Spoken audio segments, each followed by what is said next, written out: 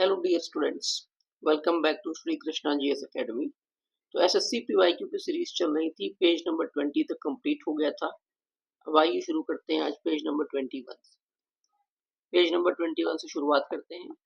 तो टॉपिक का नाम है तुगलक वंश। मोहम्मद बिन तुगलक ने चांदी के सिक्के के स्थान पर जीतल नामक तांबे का सिक्का चलाया था। तो मोहम्मद बिन तुगलक ने चांदी के सिक्के के स्थान पर क्या चलाया था? जीतल नामक तांबे का सिक्का चलाया था। इस चीज को याद रखना है।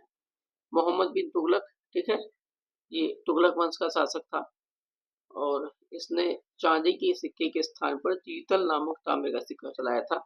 मोहम्मद बिन तुगलक ने अपनी राजधानी दिल्ली से दौलताबाद स्थानांतरित की थी।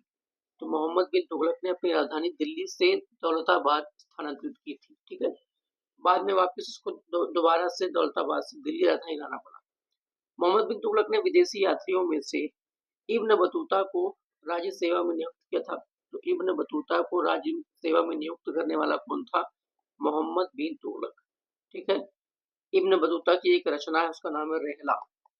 यह मोरक्को का यात्री था जो भारत आया था, हिंदुस्तान आया था और इसने एक पुस्तक लिखी थी रहला। इसका ट्रांसलेशन है सफरनामा। सफरनामा, इसने इसको इब्न बतूता को चीन भी भेजा था मोहम्मद बिन तुगलक ने। मोहम्मद बिन तुगलक ने अपने सैनिकों को भुगतान करने के लिए टोकन मुद्रा का इस्तेमाल किया था, जो बनी थी सस्ती धातु से। तो मोहम्मद बिन तुगलक ने अपने सैनिकों को भुगतान के लिए टोकन मुद्रा का इस्तेमाल किया था, जो सस्ती धातु से बनी थी। किसके शासनकाल में तैमूर या तामेरलेन ने 1398 ईस्वी में भारत पर आक्रमण किया? तो तुगलक वंश के शासनकाल के समय 1398 में भारत में तैमूर का आक्रमण होता है। और इस वक्त शासक कौन था? नसीरुद्दीन महमूद। नसीरुद्दीन महमूद इस वक्त शासक था। तुगलक वंश का नसीरुद्दीन महमूद इस वक्त शासक था। इस चीज को याद रखना है। नसीरुद्दीन महमूद जो तुगलक वंश का था वो शासक था। आगे देख लेते हैं। दिल्ली सल्तनत का कौन सा सुल्तान था जिसने पहली बार मंगोल क्षेत्र को अधिकार में लेने की योजना बनाई थी? तो मोहम्मद बिन तुगलक ने पहली बार मंगोल क्षेत्र को अधिकार में लेने की योजना बनाई थी। मोहम्मद बिन तुगलक ने अपनी राजधानी को दिल्ली से बदलकर कहां कर दिया था? दौलताबाद। दिल्ली से दौलताबाद अपनी राजधानी लेकर गया था मोहम्मद बिन तुगलक। आगे बात करते हैं सैयद वंश के बारे में। खिज्र खान। सैयद राजवंश की राजधानी क्या थी? स्थापना किसने की थी? खिज्र खान ने की थी। सैयद राजवंश की स्थापना की थी खिज्र खान ने। लोधी वंश की बात कर लेते हैं। दिल्ली के लोधी राजवंश का अंतिम शासक था। दिल्ली के लोधी राजवंश का अंतिम शासक था इब्राहिम लोधी। और युद्ध स्थल पर मारा जाने वाला एकमात्र दिल्ली सल्तनत का शासक था इब्राहिम लोधी। लोधी वंश की नींव रखी थी बहलोल लोधी ने। उसके बाद फिर सिकंदर लोधी, इसके बाद फिर सिकंदर लोधी, उसके बाद फिर इब्राहिम लोधी। ये तीन शासक मेन है। दिल्ली सल्तनत के सुल्तान सिकंदर लोधी ने अपनी राजधानी दिल्ली से आगरा में स्थानांतरित कर दी थी और एक नया शहर बसाया था। इसका नाम था सिकंदरा। सिकंदरा नामक शहर बसाया था जो बाद में आगरा बना स्थूल रूप से। सिकंदर लोधी। इब्राहिम लोधी दिल्ली का सुल्तान बना था 1517 में। इब्राहिम लोधी जो है दिल्ली का सुल्तान कब बना था? 1517 में। और 1526 तक ये सुल्तान रहा, क्योंकि 1526 में 21 अप्रैल 1526 को हो जाता है पानीपत का प्रथम युद्ध। इस युद्ध में बाबर और इब्राहिम लोधी आमने सामने होते हैं। बाबर इसको हरा देता है, पराजित कर देता है। युद्ध भूमि में इब्राहिम लोधी मारा जाता है। तो दिल्ली सल्तनत का एकमात्र शासक जो युद्ध भूमि में मारा जाता है उसका नाम है इब्राहिम लोधी। 1517 से 1526, ठीक है। ये अंतिम शासक था दिल्ली सल्तनत काल का। बात करते हैं सल्तनत कालीन प्रशासन। दिल्ली सल्तनत के अधीन दीवान ईशा विभाग का प्रमुख था। दिल्ली सल्तनत के अधीन दीवान ईशा विभाग का प्रमुख था दबीर खास। दबीर खास कौन होते थे? दीवान ईशा विभाग के प्रमुख होते थे दिल्ली सल्तनत के अधीन। दिल्ली सल्तनत के दौरान एकत्र किया जाता था कौन सा? खराज कर एकत्रित किया जाता था। दिल्ली सल्तनत प्रशासन के संदर्भ में राज्य पत्राचार विभाग का क्या नाम था? दीवान ईशा। दीवान ईशा किस लिए था? ये विभाग राज्य पत्राचार के लिए था, ये विभाग दीवान ईशा। पेज नंबर 22 देख लेते हैं। दिल्ली सल्तनत की राजकीय भाषा थी। दिल्ली सल्तनत की राजकीय भाषा क्या थी? दिल्ली सल्तनत की राजकीय भाषा थी फारसी, ठीक है। दीवान कोही के रूप में विख्यात कृषि विभाग बनाया गया था। कृषि विभाग एक दीवान कोही के लिए विभाग था, कृषि के लिए। तो दीवाने कोही विभाग किससे संबंधित था? कृषि से। बनाया किसने था? मोहम्मद बिन तुगलक। मोहम्मद बिन तुगलक ने एक कृषि विभाग बनवाया था, उसका नाम है दीवाने कोही। याद रखना है इस चीज को। मोहम्मद बिन तुगलक के समय ही राजधानी को दिल्ली से दौलताबाद शिफ्ट करने की प्लानिंग हुई थी। उसके अलावा जो है मोहम्मद बिन तुगलक ने जो है इसी इसी के समय यात्री आया था, मोरक्को से यात्री आया था, उसका क्या नाम था? इब्न बतूता, जिसने रहला नामक पुस्तक की रचना की थी, रहला।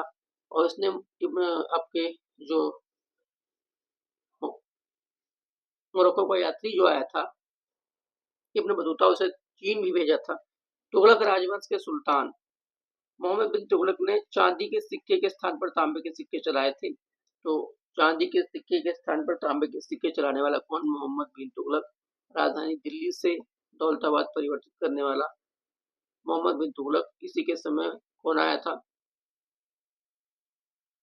यात्री आया था मोरक्को से, उसका नाम था इब्न बतूता, जिसने रहला नामक पुस्तक की रचना की थी, रहला।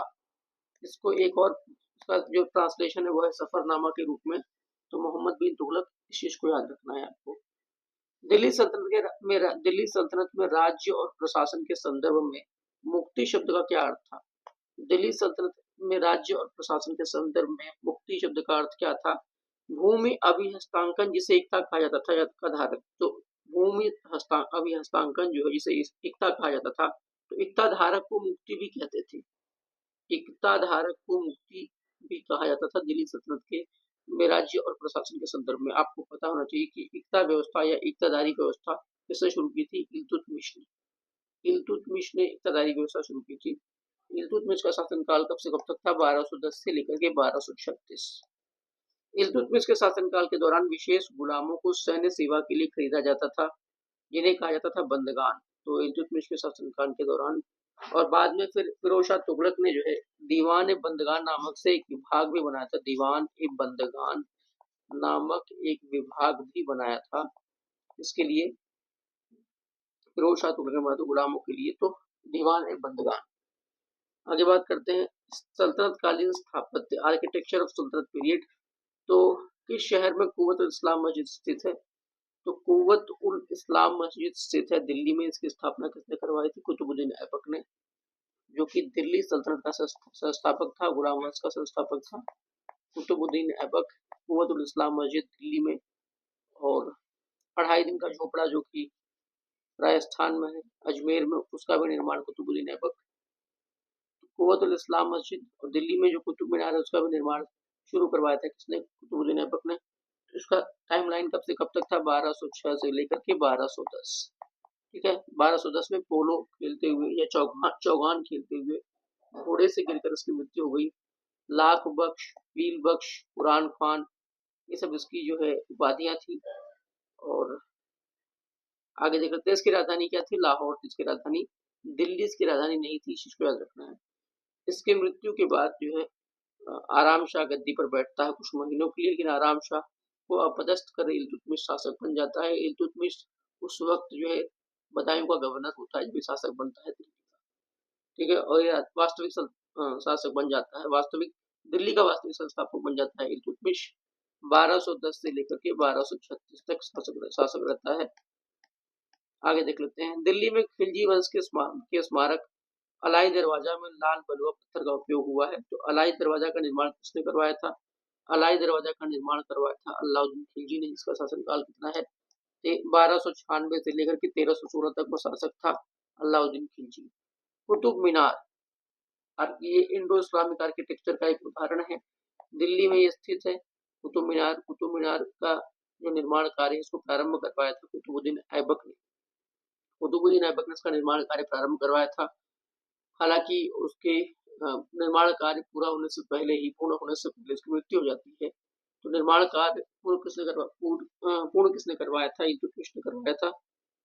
और फिर उसकी रिपेयरिंग भी कई बार हुई है। फिरोज शाह तुगलक ने उसकी एक सबसे जो ऊपर की मंजिल थी उस पर बिजली गिरने से वो टूट गया था, क्षतिग्रस्त हो गया था, उसका निर्माण करवाया था फिरोज शाह तुगलक ने कुतुब मीनार।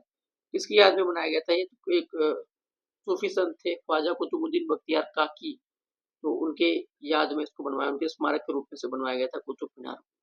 तो ये एक उदाहरण है इंडो इस्लामिक आर्किटेक्चर का। आगे देख लेते हैं, हरियाणा राज्य में रजिया सुल्तान का मकबरा कहाँ पर है? देखिए, हरियाणा राज्य में रजिया सुल्तान का मकबरा निर्मित है पकी हुई ईंटों और चूने के गारे से। तो हरियाणा राज्य, ठीक है, रजिया सुल्तान का मकबरा निर्मित है पकी हुई ईंटों और चूने के गारे से। पहली बात तो है कहाँ पर ये रजिया का सुल्तान का मकबरा जो बना है वो बना है कैथल में। कैथल हरियाणा में है, हरियाणा राज्य में। तो इस चीज को भी आपको याद रखना है। कैथल एक हरियाणा में सिटी है और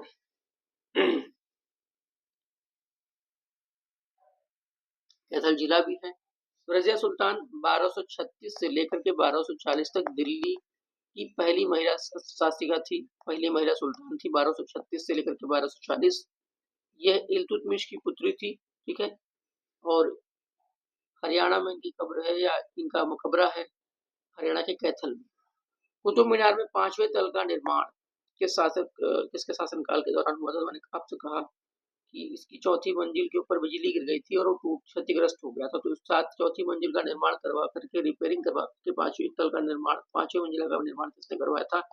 फिरोज शाह तुगलक ने। फिरोज शाह तुगलक वही जिसने ब्राह्मणों पर भी जजिया कर लगाया था, वही फिरोज शाह तुगलक जिसके समय में सबसे अधिक दास हुआ करते थे, सबसे अधिक दास हुआ करते थे। दीवाने बंदगान नामक एक जो है इसने विभाग भी बनवाया था दासों के लिए जो है, ठीक है। सबसे अधिक नहरें खुदाई करवाई थी फिरोज शाह तुगलक ने। फिरोज शाह तुगलक जो है तुगलक वंश का बहुत ही मतलब कि एक प्रकार से कट्टर शासक भी आप कह सकते हैं, लेकिन इसने काफी कुछ काम भी करवाया। इससे कई शहरों का निर्माण करवाया, फिरोजपुर, हिसार, फिरोजा, ठीक है, फिरोजाबाद। उसके अलावा जो है जौना खान यानी मोहम्मद बिन तुगलक की याद में जौनपुर शहर का निर्माण करवाया। तो इसलिए जो है हम कह सकते हैं फिरोज शाह तुगलक जो एक बहुत इंपॉर्टेंट प्रश्न जो बार बार पूछा जाता है वो यही पूछा जाता है कि ब्राह्मणों पर भी जजिया कर किसने लगाया था? तो ब्राह्मणों पर भी जजिया कर लगाया था किसने? फिरोज शाह तुगलक ने। इसकी आत्मकथा है फुतुहात ए फिरोज शाही। फुतुहात ए फिरोज शाही का जन्म हुआ था जौनपुर में। फिरोज शाह तुगलक का जन्म जो है जौनपुर में हुआ था 1308 में, और 1388 में इसकी मृत्यु हो गई थी। तो इसका शासनकाल कब से कब तक था? 1351 से लेकर के 1388 तक ये दिल्ली सल्तनत की गद्दी पर था। ये 1351 से लेकर के 1388 तक ये दिल्ली की गद्दी पर था। इस चीज को आपको याद रखना है। और कई सारे इसने दान विभाग भी बनवाए थे, दीवाने खैरात, ठीक है। दीवाने खैरात एक प्रकार का दान विभाग था जो है, ठीक है, चैरिटी विभाग था। जो आगे देख लेते हैं, दिल्ली में जमात खाना मस्जिद, दिल्ली में जमात खाना मस्जिद का निर्माण करवाया था खिजर खान ने। खिजर खान ने जो कि सैयद वंश का था, इसने सैयद वंश की स्थापना भी की थी। इसने जमात खाना मस्जिद का निर्माण करवाया था। दिल्ली में कुव्वतुल इस्लाम मस्जिद के दक्षिण प्रवेश द्वार अलाई दरवाजे का निर्माण करवाया था किसने? अलाउद्दीन खिलजी ने। इसका शासनकाल कब से कब तक था? इसका शासनकाल था 1296 से लेकर के 1316। इसी ने सीरी किले का निर्माण भी करवाया था, सीरी फोर्ट। तो कुव्वतुल इस्लाम मस्जिद के दक्षिण प्रवेश द्वार, उसका नाम था है अलाई दरवाजा, इसका निर्माण करवाया था अलाउद्दीन खिलजी ने। और जमात खाना मस्जिद का निर्माण करवाया था खिजर खान ने। आगे देखते हैं, दिल्ली में कुव्वतुल इस्लाम मस्जिद के दक्षिण प्रवेश द्वार बता चुका हूँ। भारतीय वास्तुशिल्प में सुर्खी शुरू की गई थी। तो सुर्खी पहली बात तो ये होता क्या है, इस चीज को याद रखना है। सुर्खी एक प्रकार से चूने और मिट्टी का मतलब एक प्रकार से गारा होता है, जैसे आज सीमेंट का गारा होता है, उस प्रकार से गारा होता है। शायद ईंटों के चूर्ण का जो ईंट का जो चूर्ण होता है उसी का गारा होता है। ईंटों का चूर्ण और चूने का गारा होता है, उसी को सुर्खी बोलते थे। तो सुर्खी भारतीय वास्तुशिल्प में शुरू करने वाले कौन थे? सल्तनत कालीन शासन काल थे, ठीक है ना, शासक थे जो शुरू किए थे सुर्खी वाला काम। विश्व विरासत स्थल, ये कुतुब मीनार में विश्व विरासत स्थल कुतुब मीनार को माना गया है। यहीं पर क्या है? इल्तुतमिश की कब्र है। हौज सुल्तानी एक बड़ा जलाशय है, हौज खास, और सबका निर्माण किसने करवाया था? अलाउद्दीन खिलजी ने। उसके अलावा आपका सीरी किले का निर्माण करवाया था अलाउद्दीन खिलजी ने। अलाई दरवाजे का निर्माण करवाया था अलाउद्दीन खिलजी ने। कुतुब मीनार का नाम सूफी संत ख्वाजा कुतुबुद्दीन बख्तियार काकी के नाम पर रखा गया था। मोठ की मस्जिद, तो मोठ की मस्जिद बनी थी सिकंदर लोदी के शासनकाल में। जी हाँ, और ये बहुत इंपॉर्टेंट क्वेश्चन अभी मैं इसको एक्सप्लेन कर रहा हूँ। मोठ की मस्जिद पूछा गया है, ये कहाँ बनी है? पहली बात तो दिल्ली में बनी है। और वजीर भुइयां या मीर भुइयां करके एक व्यक्ति था, सिपाही था, इसी ने इसको बनवाया था। सिकंदर लोदी का सिपाही था, वजीर भुइयां या मीर भुइयां करके, भुइयां, इसी ने इसका निर्माण करवाया था। मोट की मस्जिद की, देखिए एक है मोती मस्जिद, मोती मस्जिद जो कहाँ पर है, एक जो मोती मस्जिद है आपका दिल्ली वाली मोती मस्जिद लाल किले के अंदर, इसका निर्माण करवाया था औरंगजेब ने मोती मस्जिद का निर्माण करवाया था। मोती मस्जिद जो लाहौर में है उसका निर्माण किसने करवाया था, जहांगीर ने। मोती मस्जिद जो आगरा में, उसका निर्माण किसने करवाया था, शाहजहां। तो मोट की मस्जिद अलग है, सिकंदर लोदी के शासनकाल में दिल्ली में निर्माण करवाया था वजीर भुइयां ने या मीर भुइयां ने। मोती मस्जिद जो दिल्ली के अंदर लाल किले के अंदर है, औरंगजेब ने निर्माण करवाया था। लाहौर के अंदर जो मोती मस्जिद का निर्माण करवाया था जहांगीर ने, और जो आगरा के अंदर मोती मस्जिद इसका निर्माण करवाया था शाहजहां ने। साहित्य की बात कर लेते हैं तो भैया दिल्ली सल्तनत काल में तबकात नासरी की रचना किसने की थी, तो तबकात नासरी की रचना की थी मिन्हाज उस सिराज ने। मिन्हाज उस सिराज ने इसकी रचना की थी। तब आपको इतना याद रखना है, तबकात नासरी रचना किसने की, मिन्हाज उस सिराज ने, ठीक है। नसीरुद्दीन महमूद जो शासक था, ठीक है, उसी के बारे में इसका वर्णन है, नसीरुद्दीन महमूद, ठीक है। तारीखी फिरोजशाही के लेखक कौन है, तारीखी फिरोजशाही के लेखक है जियाउद्दीन बर्नी। साथ ही साथ एक और नाम आता है शम्सुद्दीन औफी, शम्सुद्दीन औफी, इसलिए इनको भी नहीं भूलना है, इनका भी नाम साथ में आता है शम्सुद्दीन औफी। तो इन्होंने लिखा, इन्होंने साथ में मिलकर लिखे थे, जियाउद्दीन बर्नी और शम्सुद्दीन औफी, दोनों का ही नाम आता है तारीख फिरोजशाही के लेखन में। फिर एक ऐसी ही रचना है फतुहात फिरोजशाही। फतुहात फिरोजशाही जो है उसमें वो तो आत्मकथा है, उसको किसने लिखा है, उसको लिखा है फिरोज शाह तुगलक ने। फतुहात फिरोजशाही, जौहर की घटना का उल्लेख फारसी भाषा में सबसे पहले किया था अमीर खुसरो ने। वही अमीर खुसरो जिन्होंने कश्मीर को धरती का स्वर्ग कहा था, वही अमीर खुसरो जिन्होंने, इनके गुरु थे कौन, निजामुद्दीन औलिया, और वही अमीर खुसरो जिनको भारत का तोता कहा जाता है, तूतिए हिंद कहा जाता है। इनका जन्म एटा या पटियाली में हुआ था, ठीक है, एटा के पटियाली में इनका जन्म हुआ था अमीर खुसरो का, और इन्होंने 5 सुल्तानों का शासनकाल देखा था, ठीक है। तारीख फिरोजशाही के लेखक थे जियाउद्दीन बर्नी। फतुहात फिरोजशाही के लेखक कौन है, जियाउद्दीन बर्नी प्लस, अच्छा देखिए, तारीख फिरोजशाही जियाउद्दीन बर्नी प्लस औफी भी याद रखना है, शमसुद्दीन औफी, क्योंकि अभी बीपीएससी में पूछा था और जियाउद्दीन बर्नी ऑप्शन नहीं था, शमसुद्दीन औफी था, तो औफी भी इसका आंसर होगा, औफी। उसके अलावा अगर फतुहात फिरोजशाही पूछे तो फिरोज शाह तुगलक। अलाउद्दीन खिलजी के दरबारी कवि जिन्होंने प्रसिद्ध कविता हस्त बहिष्ट लिखी थी, उसको किसने लिखा है, अमीर खुसरो ने। तो अमीर अलाउद्दीन प्रसिद्ध खिलजी के प्रसिद्ध दरबारी कवि थे अमीर खुसरो, जिन्होंने प्रसिद्ध कविता हस्त बहिष्ट भी लिखी है।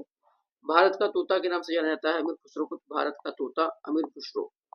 आगे देख लेते हैं सूफी एवं भक्ति आंदोलन, सूफिज्म एंड भक्ति मूवमेंट। तो यहाँ देख लेते हैं अजमेर शरीफ, ये किसकी दरगाह है, अजमेर शरीफ की दरगाह है ख्वाजा मोइनुद्दीन चिश्ती की, ख्वाजा मोइनुद्दीन चिश्ती की दरगाह है अजमेर शरीफ में। और ये आपका जो ख्वाजा मोइनुद्दीन चिश्ती है, ये मोहम्मद गोरी के साथ भारत आए थे, मोहम्मद गोरी के साथ ये भारत आए थे, ख्वाजा मोइनुद्दीन चिश्ती। इनकी दरगाह कहाँ पर है, अजमेर शरीफ में, अजमेर में, जो कि राजस्थान में। सूफी उस्ताद अपनी सूफी उस्ताद अपनी सभाओं को अपनी खानकाहों में आयोजित करते थे, जिन्हें क्या कहा जाता था, धर्मशालाएं कहा जाता था। सूफी उस्ताद जो होते थे अपनी सभाओं को कहाँ आयोजित करते थे, खानकाहों में आयोजित करते थे, जिसे धर्मशाला कहा जाता था। सूफी परंपराओं के संदर्भ में समा शब्द का क्या मतलब, समा का मतलब होता है पवित्र गीतों का पाठ, पवित्र गीतों का पाठ होता था, ठीक है, क्या समा। खानकाह किसे कहते थे, खानकाह जो होता था ये क्या होता था, खानकाह जो है सूफी परंपरा से संबंधित है। एक प्रकार से आप इसे बिल्डिंग कह सकते हैं, एक इमारत कह सकते हैं। सूफी खानकाह जो होता था एक प्रकार से भजन या मतलब कि संगीत का स्थल था, ये एक इमारत या परिसर जो विशेष रूप से सूफी भाईचारे या तारीखों की सभाओं के लिए बनाया गया था, जो आध्यात्मिक अभ्यास, शिक्षा और आध्यात्मिक वापसी के लिए एक स्थान के रूप में कार्य करता है, ठीक है। इसको हम कह सकते हैं सूफियों के और दरवेशों का घर या निवास स्थान, जहाँ पे सूफी रहते थे, ठीक है, उसे बोलते थे खानकाह। आगे देख लेते हैं शेख ख्वाजा कुतुबुद्दीन बख्तियार काकी की दरगाह कहाँ पर है, दिल्ली में। तो शेख ख्वाजा कुतुबुद्दीन बख्तियार काकी की दरगाह कहाँ पर है, दिल्ली में, ठीक है। और कुतुबुद्दीन ऐबक ने कुतुब मीनार का निर्माण इन्हीं के स्मरण में करवाया था। आगे देख लेते हैं, मध्यकालीन सूफी परंपरा के संदर्भ में वली शब्द का क्या अर्थ है? वली का मतलब होता है संत। वली का मतलब होता है संत, ठीक है। अजमेर में उर्स महोत्सव ये किस सूफी संत की पुण्यतिथि के रूप में मनाया जाता है? तो ख्वाजा मोइनुद्दीन चिश्ती, ठीक है। इन्हीं की पुण्यतिथि के रूप में वहां पर उर्स महोत्सव प्रकार से मेला बोल सकते हैं, मेला वहां पे आयोजित किया जाता है। इन्हीं की दरगाह भी है अजमेर शरीफ में। सूफी संत के मकबरे को कहा जाता है दरगाह। जहाँ पे सूफी संत रहते थे, अपना समा वगैरह सब करते थे, ठीक है, कवाली वगैरह गायन करते थे, उसे बोलते हैं खानकाह। और जहाँ पर इनके मकबरे होते थे उसे बोलते थे दरगाह। सर्वाधिक रूढ़िवादी सूफी संप्रदाय था कौन सा? नक्शबंदी। और नक्शबंदी संप्रदाय का ही फॉलोवर था कौन? औरंगजेब। तो सर्वाधिक रूढ़िवादी सूफी संप्रदाय था नक्शबंदी सूफी संप्रदाय। नक्शबंदी सूफी संप्रदाय जो है, इसकी स्थापना किसने की थी? नक्शबंदी सूफी संप्रदाय, पहली बात तो इसका एक फॉलोवर था कौन? औरंगजेब। तो सुन्नी इस्लाम को मानने वाले लोग थे, ठीक है ना, और शरिया कानून को बहुत स्ट्रिक्टली मानते हैं, इसीलिए इसको बोलते हैं ना, मैंने आपसे कहा कि बहुत ज्यादा ये रूढ़िवादी संप्रदाय था नक्शबंदी संप्रदाय। बहाउ बहाल बहाल अल-दीन नक्शबंद ने इसकी स्थापना की थी।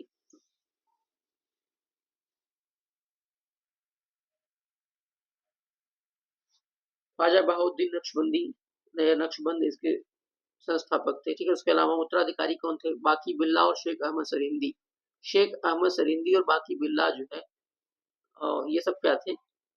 वे हृदय की मौन साधना करते थे, इसलिए उन्हें मौन सूफी भी कहा जाता था। मौन सूफी भी कहा जाता था। तो नक्शबंदी सिलसिला, और ये जो नक्शबंदी सिलसिला था, ये अकबर की उदारवादी नीतियों का कड़ा विरोधी था, क्योंकि बहुत भाई रूढ़िवादी सूफी संप्रदाय है।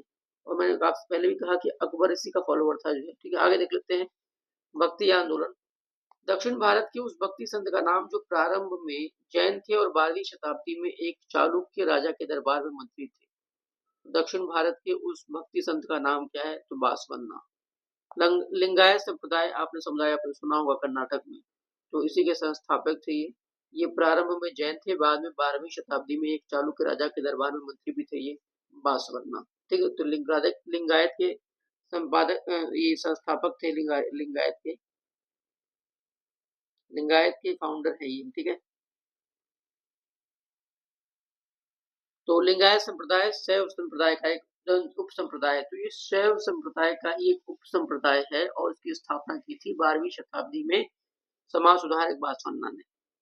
तो काफी अच्छा वोट बैंक है इनका, इसीलिए नेता भी जो है सब हमेशा कुछ प्रयास करते रहते हैं किस तरीके से लिंगायत समुदाय को लोगों को खुश किया जा सके, ठीक है। कर्नाटक की राजधानी है बैंगलोर।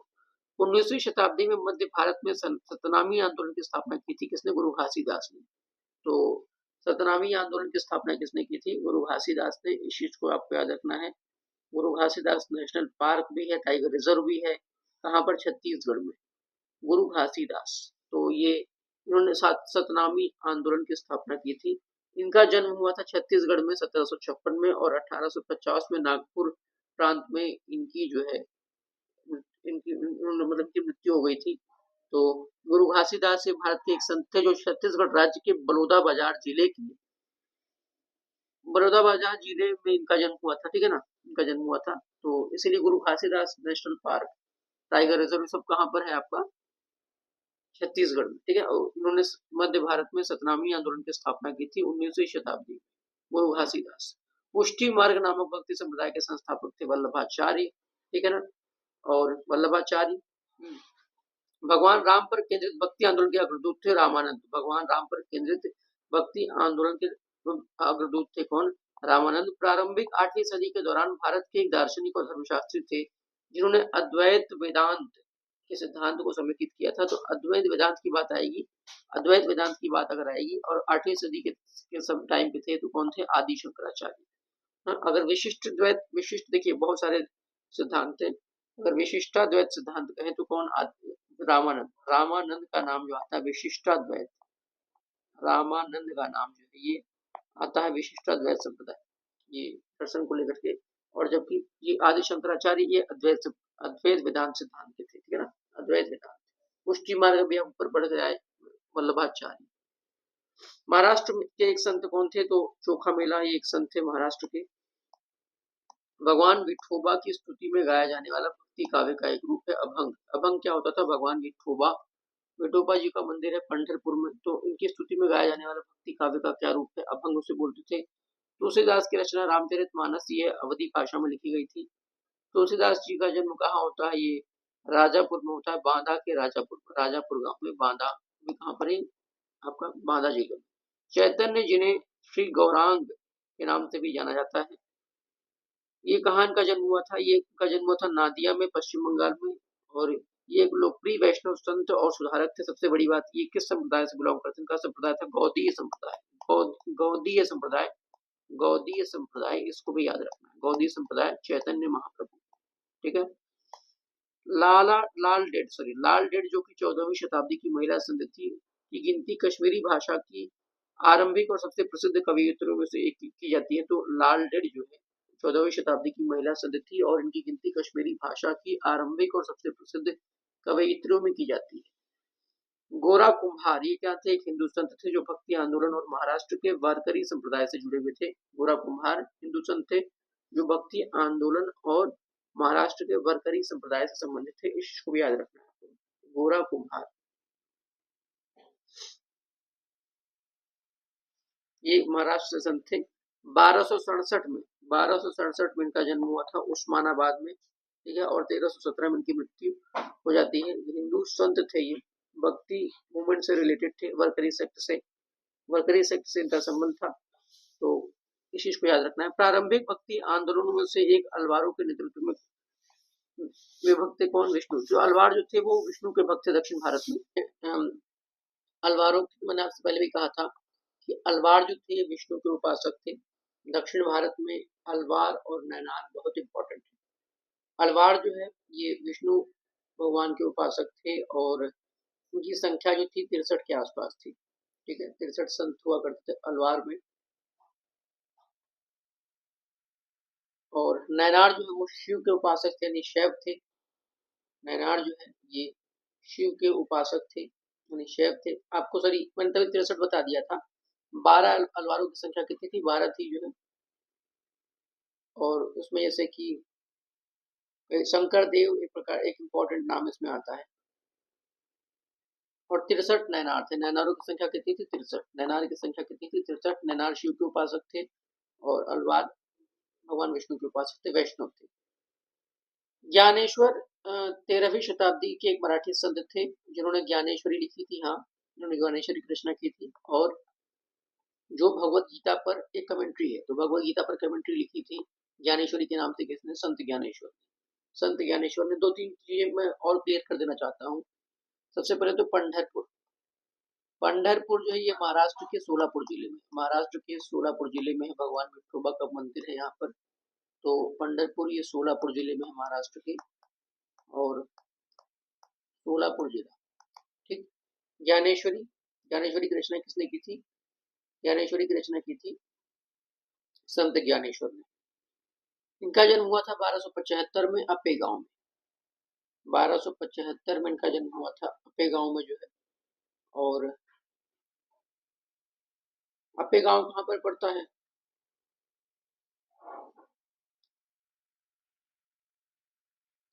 ये छत्रपति संभाजी नगर है इसको, मतलब औरंगाबाद का, यहीं पर इनका जन्म हुआ था ज्ञानेश्वर जी का। और वरकरी संप्रदाय से ताल्लुकात रखते थे, वरकरी संप्रदाय, वरकरी संप्रदाय से ताल्लुकात रखते थे कौन, संत ज्ञानेश्वर। वरकरी संप्रदाय भी मैं आपको फिर एक बार एक्सप्लेन कर दे रहा हूँ। वरकरी संप्रदाय एक प्रकार से एक संप्रदाय था, हिंदुओं के अंदर एक संप्रदाय था, ठीक है ना, हिंदू के अंदर ही बिलोंग करता है ये, ठीक है। ये एक आध्यात्मिक आंदोलन और हिंदू संप्रदाय है। इसकी उत्पत्ति कहाँ हुई थी, महाराष्ट्र में। भक्ति परंपरा का हिस्सा है और भगवान विठल जो कि विष्णु का एक रूप है, उन्हीं की भक्ति पर केंद्रित है। तीर्थ यात्रा पर जाते हैं, मतलब पैदल बिना चप्पल के। वरकरी जो है पवित्र शहर पंढरपुर तक पैदल यात्रा करते हैं जो सैकड़ों मील दूर है। और इससे जो ये जो तीर्थ स्थल है पंढरपुर, उसको बोलते थे मराठी में वारी। क्या बोलते हैं? वारी। तो वारकरी भगवान विट्ठल को समर्पित है, और भगवान विट्ठल, मैंने आपसे कहा पंढरपुर में इनका मंदिर है। पंढरपुर कहाँ पर है? सोलापुर जिले में। सोलापुर जिले में, ठीक है। कुछ संत के नाम, जैसे कुछ संत जो है इनके नाम अगर बताऊं, कौन कौन से संत हैं, जैसे कि ज्ञानेश्वर खुद हैं, ज्ञानेश्वर, नामदेव, चोखा मेला, एकनाथ, तुकाराम। ये सभी लोग क्या है? ये सब बरकरी संप्रदाय से बिलोंग करते हैं, ठीक है। बरकरी संप्रदाय। एक और है, उसका नाम है ढरकरी संप्रदाय। अगर हम ढरकरी संप्रदाय की बात करें, ढरकरी संप्रदाय में कौन कौन आते हैं? पहली बात तो ढरकरी संप्रदाय जो है, इसकी स्थापना की थी संत एकनाथ। एकनाथ ने की थी धरकरी संप्रदाय की स्थापना। धरकरी या धारकरी, धारकरी या धरकरी संप्रदाय की स्थापना, ये भी महाराष्ट्र में बिलोंग करते से इसका शुरुआत होता है, माना जाता है। और एकनाथ को जो है माना जाता है धरकरी संप्रदाय का संस्थापक। एक प्रमुख संत भी थे इसमें। और वारकरी में आपने देख लिया, ज्ञानेश्वर, तुकाराम, नामदेव।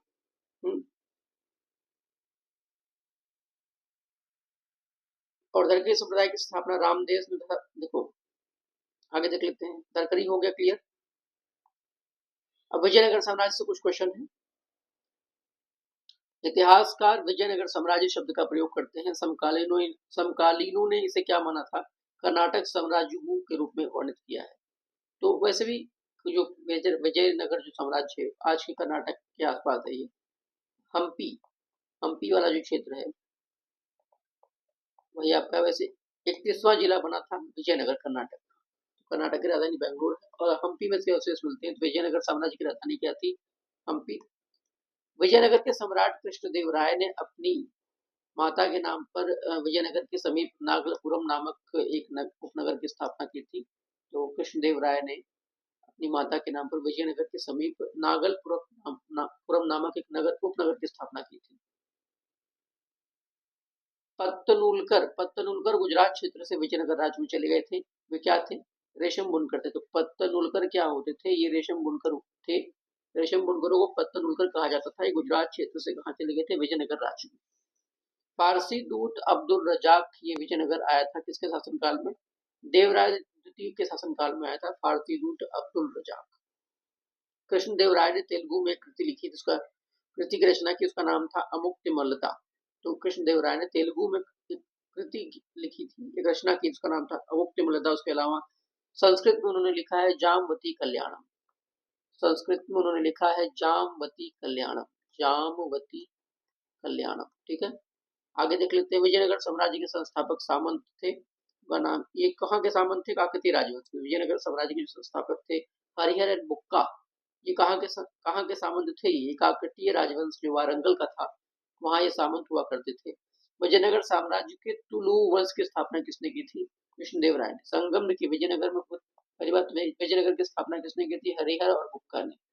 हरिहर और बुक्का ने इसकी स्थापना की थी 1336 में। 1336 में इन्होंने स्थापना की थी, 1336 में, ठीक है ना। इनके गुरु थे विद्यारण्य, इनके गुरु थे, इनके नाम से विजयनगर बन गया था, ठीक है। संगम हम भी लोग कहते हैं इसे। तो संगम वंश में कौन कौन थे? संगम वंश तो पहला मान लो वंश था। इनका वंश जो हरिहर बुक्का वाला वंश था, ये क्या कहलाने लगा? संगम वंश। और इन्होंने विजयनगर साम्राज्य की स्थापना की। विजयनगर तो स्थान का नाम। संगम और कौन कौन से वंश थे? संगम, सुलू, तुलु और अरविडू। चार वंश यहाँ पे शासन किया है विजयनगर में। अरविडू। तो कृष्णदेव राय जो है ये किससे बिलोंग करते हैं? ये तुलु वंश से बिलोंग करते हैं। और तुलु वंश की स्थापना किसने की थी? कृष्णदेव राय ने।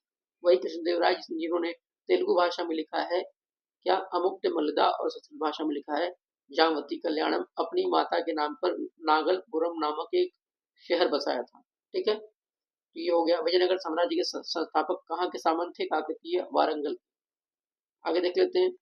दिल्ली सल्तनत की इक्ता प्रणाली व्यवस्था का बहमनी और विजयनगर साम्राज्यों पर प्रभाव था। तो वैसे तो इक्तादारी व्यवस्था किसने शुरू की थी? किसने? इल्तुतमिश ने। और इस दिल्ली सल्तनत की जो प्रणाली, जो इक्तादारी प्रणाली थी, व्यवस्था थी, इसका बहमनी और विजयनगर साम्राज्यों पर प्रभाव था। बहमनी साम्राज्य की स्थापना हुई थी 1347 में। हसन गंगू या मोहम्मद शाह बहमन ने इसकी स्थापना की थी। विजयनगर साम्राज्य की स्थापना हुई थी 1336 में। 1336 में किसने की थी? हरिहर और बुक्का ने स्थापना की थी। ठीक है, और वो किस वंश के थे? संगम वंश के। चंद्रगिरी विजयनगर शासकों की अंतिम राजधानी थी। चंद्रगिरी किला भारत के आंध्र प्रदेश राज्य में स्थित है, चंद्रगिरी किला। तो चंद्रगिरी जो है, ये चंद्रगिरी फोर्ट, ये आपका इसकी राजधानी हुआ करती थी विजयनगर शासकों की, चंद्रगिरी फोर्ट। तो वर्तमान में चंद्रगिरी फोर्ट कहाँ पर है? वर्तमान में चंद्रगिरी फोर्ट जो एक प्रकार से हिस्टोरिकल फोर्ट है, जो कि तिरुपति तिरुपति जो जिला पड़ता है, तिरुपति जिला पड़ता है, इसी में है आपका चंद्रगिरी फोर्ट। महाकाव्य कहानी मनु चरित्र के लेखक कौन है? तो अलसानी पढ़ना, अलसानी पढ़ना किसने लिखा है? क्या? मनु चरित्र। मनु चरित्र देखिए, कृष्णदेव राय के दरबार में 8 कवियों का समूह रहता था, उसे कहा जाता था अष्ट दिग्गज। अष्ट दिग्गज, तो अष्ट दिग्गज में ये भी शामिल थे अलसानी पढ़ना। और अलसानी पढ़ना ने किसकी रचना की थी? मनु चरित्र की। दक्षिण भारत के आर्थिक और सामाजिक जीवन के बारे में वर्णन किया था किसने? डुआर्ट बारबोसा ने। ये एक पुर्तगाली लेखक थे, ये भी आए थे। उन्होंने दक्षिण भारत के आर्थिक और सामाजिक जीवन के बारे में वर्णन किया था। 1336 में विजयनगर साम्राज्य को हरिहर फुक्का ने स्थापित किया था। इनके गुरु थे विजय विद्यारण्य, इन्हीं के नाम से विजयनगर शायद बन गया वो विद्यारण्य। तो और लेकिन ये किस वंश से बिलोंग करते थे? संगम वंश से। ठीक है, संगम, सुलू, तुलु, अरविटू, 4 वंश थे जिसने विजयनगर साम्राज्य पर शासन किया था। ठीक है, सबसे शुरुआत में संगम वंश, अंतिम वंश अरविटू। और हरिहर विजयनगर में जो कृष्णदेव राय थे वो तुलु वंश के थे, इसको याद रखना। विजयनगर साम्राज्य की स्थापना हुई थी 1336 में। इसने की थी हरिहर हरिहर और बुक्का ने। विजयनगर की प्राचीन राजधानी हम्पी स्थित है, कर्नाटक में। कृष्णदेव राय की कृतियों में से एक अमुक्तमाल्यद लिखी गई थी तेलुगु भाषा में। तो अमुक्तमाल्यद की रचना किसने की थी? कृष्णदेव राय ने तेलुगु भाषा में की थी। एक किताब और थी जामवती कल्याणम, उसको लिखा था संस्कृत भाषा में। प्रसिद्ध यात्री दुआर्ते बारबोसा निवासी था पुर्तगाल का। विजयनगर कला का सबसे अच्छा उदाहरण है हम्पी। हम्पी कर्नाटक में। वर्तमान में यहाँ पर आपको विजयनगर साम्राज्य के अवशेष मिल जाएंगी। तालीकोटा के युद्ध के समय विजयनगर साम्राज्य में राज था किसका? तुलु राजवंश का। तालीकोटा का युद्ध, इस तालीकोटा के युद्ध के कई सारे नाम है। सबसे पहले कब हुआ था? ये 1565 में हुआ था। तालीकोटा युद्ध के और नाम बन्नीहट्टी का युद्ध, राक्षी तंगड़ी का युद्ध और तालीकोटा के 3 नाम इसके इंपॉर्टेंट है। ठीक है, तो इस वक्त यहाँ पर तुलु राजवंश का शासन चल रहा था। राम राया और सदाशिव राय लोग थे यहाँ पर जो है। आगे देख लेते हैं बहमनी राज। कृष्ण और तुंगभद्रा के बीच की भूमि, कृष्णा और तुंगभद्रा के बीच की भूमि, जिसे रायचूर दोआब कहते थे। विजयनगर और बहमनी के राजाओं के बीच संघर्ष का कारण देखिए। विजयनगर और बहमनी आपस में लड़ते रहते थे, उसके बीच का कारण रीजन क्या था? कृष्णा और तुंगभद्रा जो नदी है, पहली बात तो विजयनगर, देखिए तुंगभद्रा नदी के किनारे आपका विजयनगर साम्राज्य हुआ करता था और हम्पी भी वहीं पर है। तो कृष्णा और तुंगभद्रा के बीच की जो भूमि थी उसे बोलते थे रायचूर दोआब। उसी रायचूर दोआब के लिए विजयनगर और बहमनी के शासकों के बीच हमेशा संघर्ष चलता रहता था। बहमनी साम्राज्य की स्थापना हुई थी 1347 में और विजयनगर साम्राज्य की स्थापना हुई थी 1336 में। बहमनी साम्राज्य की स्थापना अलाउद्दीन बहमन शाह, इसको हसन गंगू भी कहते थे, इसी ने की थी 1347 में। बहमनी सल्तनत का संस्थापक जिसने सिंहासन पर बैठने के बाद बहमन शाह की उपाधि दी, उसका नाम था अलाउद्दीन हसन, मतलब कि हसन गंगू। अपनी आधारशिला रखे जाने के तुरंत बाद बहमनी सल्तनत की राजधानी क्या बन गया था? एहसानाबाद शहर। तो एहसानाबाद शहर जो है राजधानी बन गया था एहसानाबाद। तो इस चीज को भी आपको याद रखना है कि एहसानाबाद जो शहर है ना, ये आपका गुलबर्गा जो सिटी है, गुलबर्गा, ये बहमनी सल्तनत की राजधानी हुआ करता था, जो कि कहाँ पर है? वर्तमान में गुलबर्गा जो है कर्नाटक में, वहां पर लोकेटेड है बहमनी सल्तनत। ठीक है, आगे देख लेते हैं। ये मुस्लिम शासक था बहमनी, और जबकि विजयनगर शासक क्या थे? ये हिंदू शासक, यहाँ का शासक क्या थे? हिंदू थे।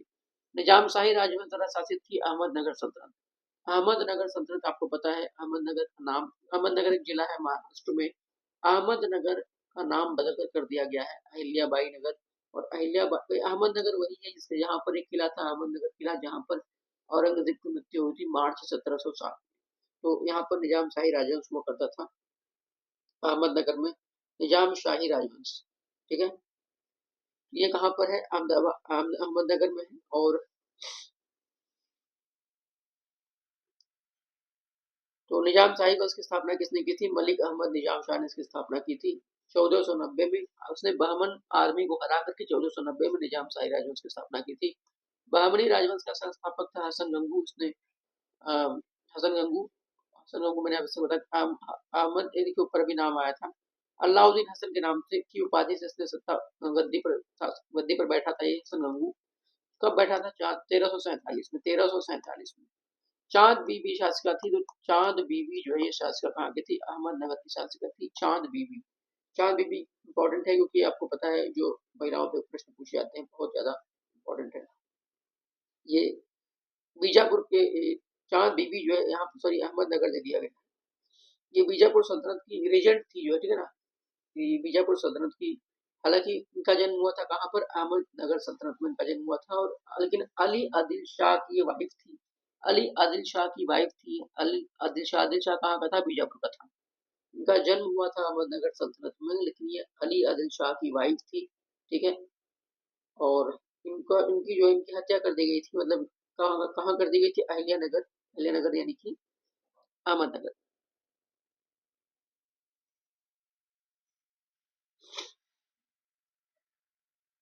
ये अहमदनगर को सिक्योर किया था, इसको मतलब कि सेफ रखने का प्रयास किया था 1550 से लेकर के 1599। अकबर की समकालीन है चांद बीबी, इसलिए इनको याद रखना है, ठीक है। 1595 में काफी संघर्ष किया जो है अहमदनगर को लेकर। बीजापुर सल्तनत की रीजेंट के रूप में काम कर रही थी ये 1580 से 1590 के बीच में। और रीजेंट अहमदनगर सल्तनत की भी रीजेंट हो गई थी, ठीक है ना, ruling minority of the great, क्योंकि इनका जो भतीजा था बहादुर शाह 1595 से 1600 के बीच में, तो वहां पर अहमदनगर को भी उन्होंने सिक्योर करने का प्रयास कर रही थी चांद बीबी। अनेक वर्षों तक भटकने के बाद बाबर ने मुगल साम्राज्य आ गया, ठीक है। अब यहाँ पे क्वेश्चन पूछा गया कि कौन थी चांद बीबी? तो चांद बीबी जो है ये चांद बीबी समकालीन थी अकबर की। और इन्होंने अहमदनगर को डिफेंड करने का प्रयास किया, उसकी रक्षा करने का प्रयास किया अकबर से 1595 में। चांद बीबी, ठीक है। इनका टाइमलाइन इंपॉर्टेंट हो जाता है। टाइमलाइन 1550 में इनका जन्म हुआ था अहमदनगर किले में, अहमदनगर सल्तनत में। और ये अली आदिल शाह जो कि बीजापुर के थे उसकी वाइफ थी ये। और कहने का मतलब जन्म से निजाम शाही थी, लेकिन मैरिज के बाद ये आदिल शाही बन गई थी। इस चीज को याद रखना।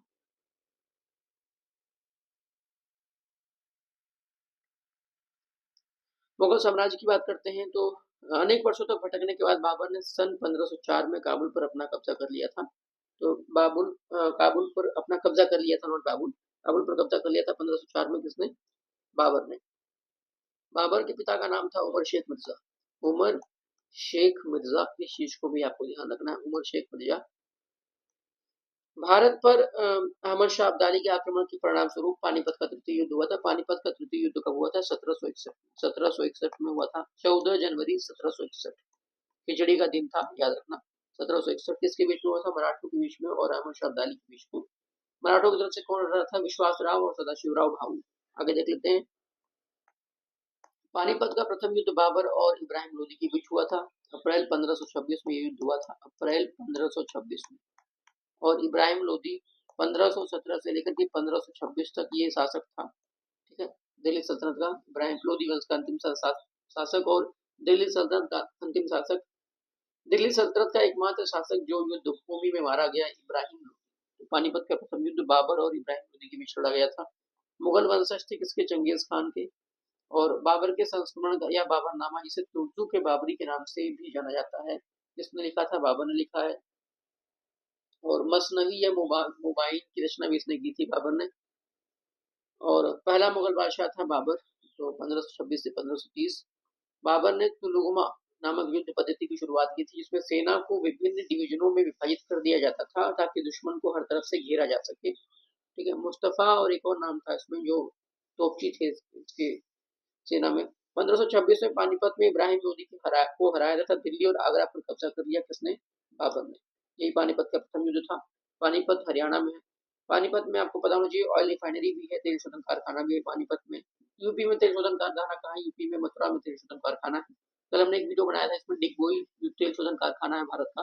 सबसे पहला ऑयल फील्ड है डिगबोई, असम के तिनसुकिया जिले में। उसकी बात भी की थी शॉर्ट वीडियो में। 1529 में घाघरा के युद्ध में मुगल बादशाह बाबर ने हराया था किसको? महमूद लोदी को। तो लोदी परिवार से बिलोंग करता था ये, चाचा था शायद। 1529 में 1500 देखिए 1526 में पानीपत का युद्ध, 1527 में खानवा का युद्ध, 1528 में पानीपत खानवा, चंदेरी का युद्ध 1528 में, चंदेरी का युद्ध 1529 में, घाघरा का युद्ध, और 1529 में इसकी मृत्यु हो जाती है किसकी? बाबर। राणा सांगा के नेतृत्व में राजपूत सेनाओं और बाबर के बीच खानवा की लड़ाई कब हुई थी? 1527 में। तो 1527 में खानवा की जो लड़ाई हुई थी किसके बीच में? राजपूत सेना का नेतृत्व कर रहे थे राणा सांगा और बाबर के बीच में लड़ाई हुई थी 1527 में। हुमायूं के बारे में कि बाबर का टाइम बता देता हूँ, 1526 से 1530। ठीक है, as a Mughal emperor Baburnama तो दफनाया गया था आगरा में, फिर बाद में आगरा से उसका जो वो है मतलब शव, जो भी उसका कब्र है, कब्र की जो शेष वो कहाँ लेके चले गए थे, उसको काबुल में शिफ्ट कर दिया गया था। वर्तमान में कहाँ पर है? काबुल में बाग ए बाबर नामक स्थान पर। आगे देख लेते हैं हुमायूं।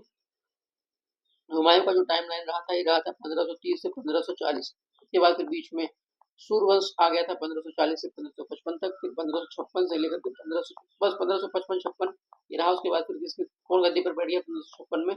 अकबर। 1556 से लेकर के 1605 तक अकबर का शासनकाल। 1605 से लेकर के 1627-28 तक कौन है? जहांगीर है। 1628 से 1658 कौन है? शाहजहां। और 1658 से लेकर के 1707 ये कौन है? औरंगजेब। 1707 मार्च 1707 तक औरंगजेब का शासन रहा। ठीक है, और हाल फिलहाल में औरंगजेब बहुत ज्यादा न्यूज में है, क्योंकि हम वर्तमान में नहीं पास्ट में जिएंगे। खासकर ऐसे भी हमारे आजकल हमारे कुछ राज्यों के मुख्यमंत्री और प्रधानमंत्री ऐसे बन गए हैं जिनको वर्तमान समस्याओं से ज्यादा पास्ट में क्या हुआ उससे मतलब है। और शायद वो इसलिए क्योंकि ताकि उनका जो हिंदू मुसलमान का जो एक वो है, जिसको जिसकी वजह से वो सत्ता में बैठे हुए हैं, जिसकी वजह से सत्ता में बने हुए हैं, हाँ, उनकी जरूरत पड़ जाती। बिना हिंदू मुसलमान बिना औरंगजेब किए उनको सत्ता मिल नहीं सकती, न मिली थी। आगे देख लेते हैं, हुमायूं देख लेते हैं। तो 1526 से लेकर के 1540, सॉरी 1530 से 1540 से 1555-56 हुमायूं का जन्म हुआ था 1508 में। ठीक है, हुमायूं 1530 से 1540 ईस्वी शासक था मुगल वंश का। हुमायूं की जीवनी लिखी थी किसने? गुलबदन बेगम ने। हुमायूं नामा हुमायूं का मकबरा दिल्ली में है। हुमायूं ने अपनी सत्ता को पुनः प्राप्त करने के लिए राजा सिकंदर सूरी, जो कि सूर्यवंश का अंतिम शासक था, उसको हराया था। चौसा का युद्ध ये कहाँ हराया था सिकंदर सूरी को? एक युद्ध हुआ था, उसका नाम है सरहिंद का युद्ध। सरहिंद के युद्ध 1555 में ये हराया था। उसके बाद फिर वापस गद्दी प्राप्त कर ली थी हुमायूं ने मुगल वंश की। चौसा का युद्ध हुमायूं और शेरशाह सूरी के बीच में लड़ा गया था। कब लड़ा गया था? 1539 में। चौसा कहाँ पर है? बक्सर में, इसलिए कहीं कहीं आपको बक्सर का युद्ध भी मिल जाएगा। बक्सर का युद्ध, हालांकि ऑफिशियली बक्सर का युद्ध कहाँ हुआ है? 1764 में हुआ था बक्सर का युद्ध अंग्रेजों और भारतीय शासकों के बीच में। ठीक है, 22 अक्टूबर 1764। तो चौसा का युद्ध हो गया। उसके अलावा आप चौसा के युद्ध की बात कर ही रहे हैं तो बिलग्राम का युद्ध या पिलग्रीम का युद्ध, ठीक है, इसकी बात करें तो बिलग्राम वर्तमान में उत्तर प्रदेश के हरदोई जिले में। तो बिलग्राम या बिलग्रीम का युद्ध कब लड़ा गया था? 1540 में। उसी के बाद से शेरशाह सूरी ने क्या कर दिया? मुगल वंश को उखाड़ फेंका और हुमायूं को यहाँ से भागना पड़ा। ठीक है ना, और तब 1540 में शेरशाह सूरी ने सूर्यवंश की स्थापना कर दी थी भारत में। हामिदा बानो मरियम मकानी ये किस मुगल बादशाह की पत्नी थी? तो हुमायूं की पत्नी थी, और ये अकबर की माता जी थी हामिदा बानो। ठीक है, हामिदा बानो मरियम मकानी ये मुगल बादशाह हुमायूं की पत्नी थी और अकबर की माता थी हामिदा बानो, और इन्होंने ही मकबरे का निर्माण करवाया था। ठीक है, हुमायूं का मकबरे का निर्माण ही इन्होंने करवाया था। इनको हाजी बेगम भी कहते हैं, हाजी बेगम, हाजी बेगम। आगे देख लेते हैं, हुमायूं का मकबरा कहाँ पर है? दिल्ली में। शेरशाह सूरी की बात करते हैं तो शेरशाह सूरी का टाइम लाइन, ठीक है, तो मध्यकालीन शासक ने अपना ध्यान यात्रियों की सुविधा के लिए कई सारे सराय बनाए थे। सराय का मतलब होता है आश्रय, रास्ते के किनारे जो रेस्ट हाउस है या आश्रय स्थल है उसको बोलते हैं सराय। तो कई सारे सराय का निर्माण किसने करवाया था यात्रियों की सुविधा के लिए?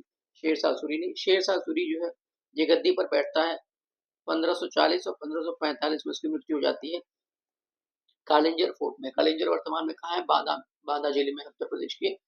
तो कालिंजर फोर्ट में इसकी मृत्यु हो जाती है, और इसका जन्म होता है सासाराम, बिहार में। सासाराम सासाराम रोहतास जिले का मुख्यालय है, और यहीं पर इसका जन्म होता है। यहीं पर इसका मकबरा भी है सासाराम में।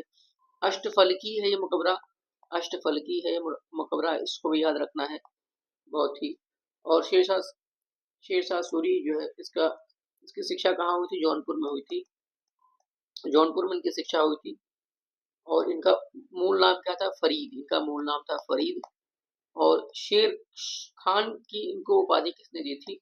शेर खान की उपाधि इनको दी थी बहार खान लोहानी ने, जो कि बिहार के गवर्नर थे। ठीक है, बाबर खान लोहानी है, बहार खान लोहानी भी कहीं लिखे आता है। तो शेर खान की उपाधि, उसके अलावा शेरशाह तो तब ये बने जब इन्होंने दिल्ली की गद्दी पर बैठे। आगे देख लेते हैं, शेरशाह सूरी द्वारा जारी किया गया चांदी का सिक्का, इसका नाम था रुपया। रुपया, उसके अलावा शशगनी नामक चांदी का सिक्का भी इन्होंने चलाया था। किसने?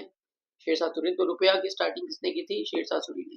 कन्नौज की लड़ाई लड़ी गई थी 1540 में। कन्नौज की लड़ाई का ही दूसरा नाम है बिलग्राम का युद्ध या बिलग्रीम का युद्ध। बिलग्राम का युद्ध या बिलग्रीम का युद्ध, यही आपका है 1540 में लड़ी गई थी। 1539 में कौन सी लड़ाई लड़ी गई थी? 1539 में लड़ी गई थी चौसा का युद्ध। ठीक है, आगे देख लेते हैं अकबर के बारे में। 1591 में अकबर के प्रसिद्ध सेना अध्यक्ष राजा मान सिंह ने चेरो जनजाति को हराया था। तो राजा मान सिंह ने चेरो जनजाति को हराया था 1591 में। ठीक है, मान सिंह बहुत इंपॉर्टेंट थे अकबर के लिए। अकबर का टाइमलाइन क्या है? 1556 से लेकर के 1605। तो मुगल सम्राट अकबर के शासनकाल के दौरान भारत में रहता था कौन? अब्दुल रहीम खान खाना। और मुगल बादशाह अकबर की मृत्यु हुई थी 1605 में, बता चुका हूँ। मुगल बादशाह ने मकसूदाबाद नामक शहर का निर्माण किया था, जो बाद में मुर्शिदाबाद के नाम से प्रसिद्ध हुआ। कहाँ पर? बंगाल में पहली बात तो शहर है। तो मुगल बादशाह ने मकसूदाबाद नामक शहर का निर्माण किया था, और बाद में उसका नाम क्या पड़ गया? मुर्शिदाबाद। किसके नाम में पड़ गया था? मुर्शिद कुली खान के नाम पर। ठीक है, बंगाल। तो इसका नाम, ये शहर किसने बनाया था? अकबर ने बनाया था। और नामकरण भी किसने किया था? अकबर ने। तीर्थ यात्रा से संबंधित कर जो धार्मिक भेदभाव पर आधारित था, अकबर ने उसे समाप्त कब कर दिया था? 1563 में। तो 1563 में तीर्थ यात्रा करके समाप्ति कर दी थी किसने? अकबर ने। अकबरनामा अबुल फजल द्वारा 3 खंडों में रचित अकबर के शासनकाल का इतिहास है। तो अकबरनामा किसने लिखी है? अबुल फजल ने। 3 खंडों में है ये। ठीक है, अकबर के शासनकाल का इतिहास। आगे देख लेते हैं, आईने अकबरी भी अबुल फजल से रिलेटेड है। संत शेख सलीम चिश्ती के सम्मान में फतेहपुर सीकरी का निर्माण किया था। अकबर ने फतेहपुर सीकरी का निर्माण किया था किसके सम्मान में? शेख सलीम चिश्ती। फतेहपुर सीकरी कहाँ है? आगरा डिस्ट्रिक्ट में है फतेहपुर सीकरी। शेख सलीम चिश्ती, याद रखना है चीज को। एक आपका एक चिश्ती और है जो, है ना, अभी आप उसको पढ़ करके आए। उनका दरगाह कहाँ पर है? अजमेर में। अजमेर में, ठीक है ना। मोइनुद्दीन चिश्ती, उनकी दरगाह कहाँ पर है? अजमेर में। और सलीम चिश्ती कहाँ पर है? फतेहपुर सीकरी में। Don't be confused. अकबर ने वर्ष 1580 में पिछले 10 वर्षों के राजस्व आंकड़ों का विश्लेषण किया, जिसमें मूल्य में उतार चढ़ाव और भूमि उत्पादकता की जानकारी शामिल थी। इसी बोला जाता है दहसाला पद्धति। इसी दहसाला पद्धति के हिसाब से 10 साल का कैलकुलेशन करके दहसाला पद्धति के हिसाब से भू राजस्व को शुरुआत किया गया। टोडरमल इसमें इंपॉर्टेंट नाम है। राजा टोडरमल मुगल सम्राट अकबर के शासनकाल के दौरान राजस्व मंत्री थे।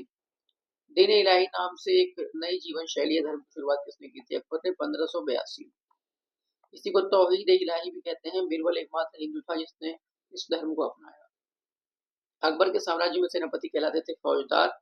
लगभग 50 वर्ष शासन करने के पश्चात अकबर की मृत्यु 1605 में हुई थी। उसे आगरा से बाहर सिकंदरा में दफनाया गया था। ठीक है, और आपको बता दूं कि एक जाट है, जाट का नाम था राजा जाट, जिन्होंने इनके मकबरे से, इनके कब्र से जो है हड्डियां तक निकलवा ली थी, और हड्डियों को निकलवा के जला दिया था। ठीक है, आगे देख लेते हैं। 1576 में मेवाड़ के राजपूत शासक ने हल्दी घाटी का युद्ध लड़ा, और फिर अपने घोड़े चेतक पर मैदान छोड़कर भाग गए थे महाराणा प्रताप। ऐसा बताया गया, फिर पता नहीं ये सच्चाई कितनी है। भाई अपने हिसाब से सब लोग हिस्ट्री को देखते हैं। राजपूत तो अपने हिसाब से अपने आप को हाईलाइट करने के लिए, अपने आप को मतलब वीर बताने के लिए, उनकी कहानी कुछ अलग हो जाती है, लेकिन वास्तविक इतिहास तो पता नहीं किस तरीके से क्या है क्या नहीं। 1576 में मेवाड़ के राजपूत शासक थे, हल्दी घाटी का युद्ध लड़ा था इन्होंने। 1500 हल्दी घाटी का युद्ध किसमें था? महाराणा प्रताप वर्सेस अकबर। महाराणा प्रताप की तरफ से कौन लड़ रहा था? हकीम खान। जी कमांडर थे हकीम खान। हकीम खान, जबकि अकबर की तरफ से कौन लड़ रहा था? अकबर की तरफ से लड़ रहे थे हिंदू थे, उनका नाम था मान सिंह। तो यहाँ भी कहानी उल्टी है। आगे देख लेते हैं। तो आपको याद इतना रखना कि 1576 मेवाड़ के साथ राजपूत शासक थे, हल्दी घाटी का युद्ध लड़ा, महाराणा प्रताप नाम था उनका, जिससे अकबर से। आगे देख लेते हैं। पेज नंबर 27 हो गया है। Page number 28।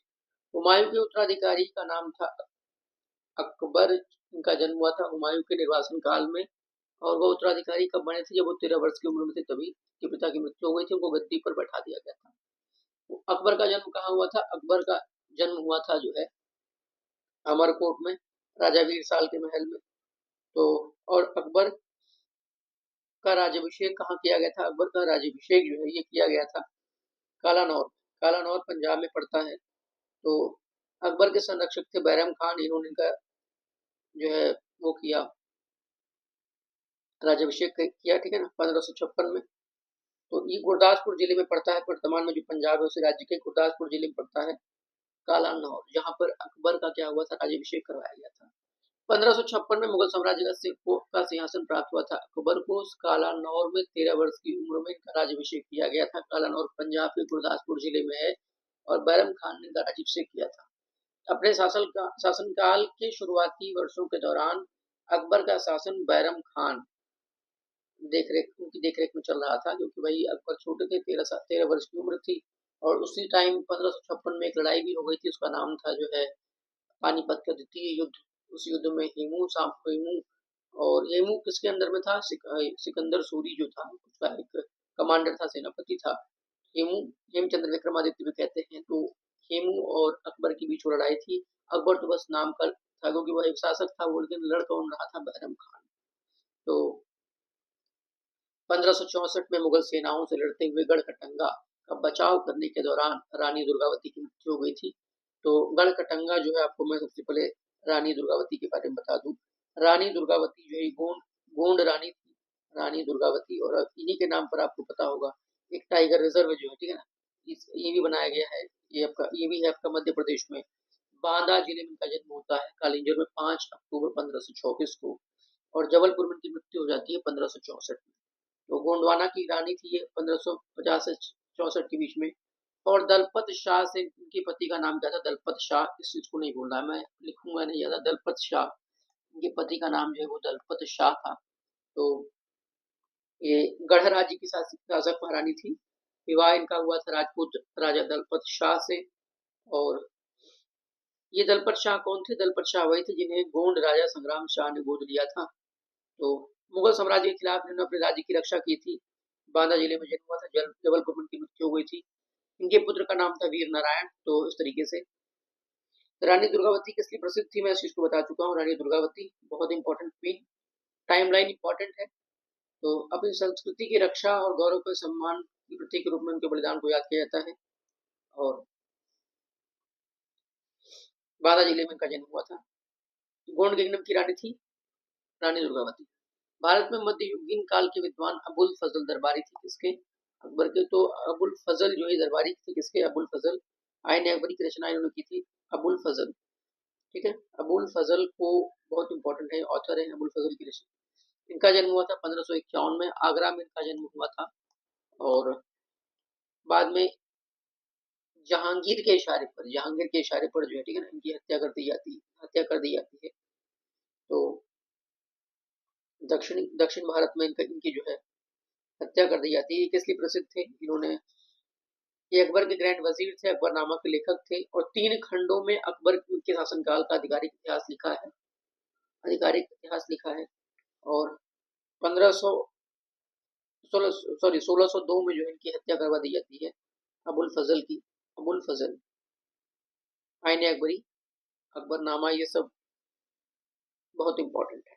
तो 22 अगस्त 1602 में इनकी हत्या कर दी जाती है, ठीक है ना। वीर सिंह बुंदेला के द्वारा इनकी हत्या कर दी जाती है किसके इशारे पर? जहांगीर के इशारे पर, ठीक है, जहांगीर के इशारे पर। क्यों करवाई थी ऐसी हत्या? क्योंकि देखिए बहुत ही प्रिय थे अबुल फजल अकबर को, और जहांगीर ने उनकी हत्या करवा दी वीर सिंह बुंदेला के द्वारा 1602 में। पानीपत की दूसरी लड़ाई लड़ी गई थी वर्ष 1556 में। तो 1556 में लड़ाई लड़ी गई थी पानीपत का, किसके बीच में लड़ी गई थी? पानीपत आपको पता है पहली बात तो ये कहाँ पर है? हरियाणा में। और पानीपत में वर्तमान में ऑयल रिफाइनरी है, तेल शोधन कारखाना है, इस चीज को भी याद रखना है। तो पानीपत का युद्ध नवंबर 1556 में लड़ा गया था। अभी अकबर मात्र 13 वर्ष के ही थे, काला नॉर्मन उनका राज्याभिषेक किया ही गया था कि लड़ाई शुरू हो गई। हेमचंद्र विक्रमादित्य हेमू जो कि कमांडर इन चीफ थे, सेनापति थे किसके, सिकंदर सूरी के। सिकंदर सूरी वही जो कि अंतिम शासक था सूरवंश का, जिसको हरा करके, जिसको सरहिंद की लड़ाई 1555 में हरा करके हुमायूं ने वापस मुगल शासक की गद्दी प्राप्त की थी। अंतिम हिंदुओं का गौरव माना जाता है हेमचंद्र विक्रमादित्य, अंतिम हिंदू गौरव। तो इनको साम्राज्य भी माना गया है। 1501 में इनका जन्म होता है अलवर में, अलवर आपको पता है राजस्थान में है। और 5 नवंबर 1556 यानी कि जब पानीपत की दूसरी लड़ाई हो रही थी, तो उसी में इनका जो है मतलब मृत्यु ये युद्ध भूमि में मारे गए थे। हेमचंद्र विक्रमादित्य, अंतिम हिंदू गौरव इन्हें कहा जाता है हेमचंद्र विक्रमादित्य को। इबादत खाना जो एक बैठक थी को मुगल सम्राट अकबर द्वारा निर्मित किया गया था। 1580 में इन्होंने इबादत खाना को सभी धर्मों के लिए खोल दिया था और इबादत खाने का निर्माण करवाया गया था 1575 में। ये कहाँ है इबादत खाना?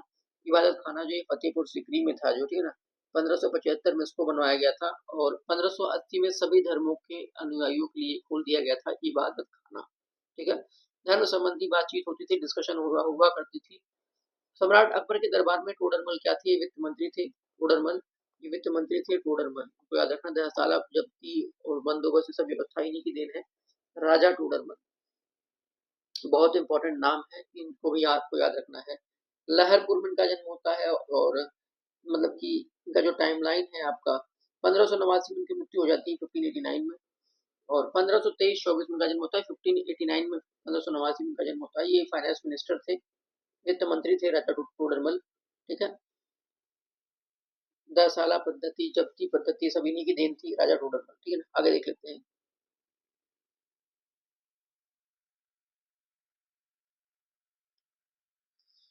सम्राट अकबर के दरबार में टोडरमल वित्त मंत्री थे, बता चुका हूँ। बीरबल अकबर की अदालत में एक सलाहकार था। बीरबल का जो मूल नाम था वो था महेश दास।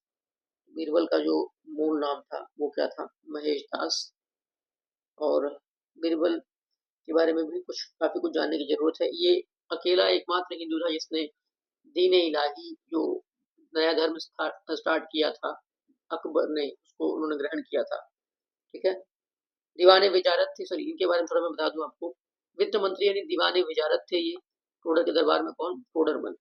ठीक है, और इनका जन्म हुआ था लहरपुर, जो कि वर्तमान में कहाँ पर है? उत्तर प्रदेश में है। सीतापुर में इनका जन्म हुआ था, किसका? टोडरमल का। तो सीतापुर के लहरपुर में इनका जन्म हुआ था। 1589 में इनकी मृत्यु हो गई थी 1589 में। ठीक है, 1589 में, इस चीज को भी आपको याद रखना है। और मनसबदार थे काफी ये बड़े। और अब बीरबल की बात करते हैं। बीरबल का मूल नाम क्या था? महेश दास। तो ये सलाहकार थे अकबर की अदालत में। और महेश दास जो, इनका जन्म कहाँ हुआ? इनका जन्म जालौन के कालपी में हुआ था, महेश दास। ठीक है, इनका जन्म जालौन के कालपी, उत्तर प्रदेश का जिला है जालौन, वहां पर कहीं कहीं लिखा हुआ है कि इनका जन्म सीधी में हुआ था, सीधी जो कि मध्य प्रदेश में है, लेकिन आप ऑप्शन के हिसाब से आप जाइएगा। ठीक है, महेश दास। अकबर ने इन्हें बीरबल नाम दिया था और राजा की उपाधि बनी थी राजा बीरबल। बीरबल शब्द यानी वीर बाबा या वीर बार से आया है, इसका अर्थ है हाजिर जवाब या त्वरित विचारक। त्वरित विचारक ये अकबर के नौरत्नों में शामिल थे बीरबल। और 1586 में इनकी मृत्यु हो गई थी। बीरबल की मृत्यु जो 1586 में ही हो गई थी। इनका जन्म वहां हुआ था, इनका जन्म हुआ था 1528 में सीधी में, इस चीज को याद रखना है। तो 1586 में जो है इनकी मृत्यु हो गई थी, किसकी? बीरबल की। एक विद्रोह को चलने गए थे, वहीं पर उनकी मृत्यु हो गई। जोधाबाई का विवाह हुआ था, ये अकबर के साथ हुआ था। जोधाबाई का विवाह, ये आमेर की राजकुमारी थी। ठीक है, मान सिंह की बहन थी। ठीक है ना, मान सिंह की बहन थी, इस चीज को याद रखना है। तो जोधाबाई का विवाह किससे हुआ था? इनका बाद में जब शादी करने के बाद इनका जो नाम हो गया वो हो गया था मरियम उज जमानी। मरियम उज जमानी इनका नाम हो गया था। 1542 में आमेर में इनका जन्म हुआ था और 1623 में इनकी मृत्यु हो गई थी आगरा में। ठीक है, तो जोधाबाई को लोग कहते हैं और आमतौर पर जोधाबाई के नाम से जाना जाता है। तीसरी मुगल सम्राट अकबर की मुख्य पत्नी थी और प्रमुख हिंदू पत्नी के साथ साथ पसंदीदा पत्नी भी थी ये। ठीक है। तो मरियम उज जमानी, ठीक है, इस चीज को भी आपको याद रख इनको भी आपको याद रखना है। आमिर की राजा बहारमेल की पुत्री थी, आमिर की राजा बहारमेल की पुत्री। और रानी चंपावती जो सोलंकी राजवंश से बिलोंग करती ये इनकी माता थी। तो हरखा बाई के नाम से इनको जाना जाता है, हरखा बाई के नाम से इनका जन्म हुआ था। और आगे देख लेते हैं, मुगल सम्राट अकबर का विश्वसनीय सेनापति था मान सिंह प्रथम। इनके बारे में और कुछ आपको बता दूं, ये इनका विवाह जो हुआ था 1562 में। 1562 में इनका विवाह हुआ था अकबर से। राजा बहारमिल की पुत्री थी, मान सिंह की बहन थी। और मरियम उज जमानी जो है, ठीक है, ये इनका नाम हो गया था।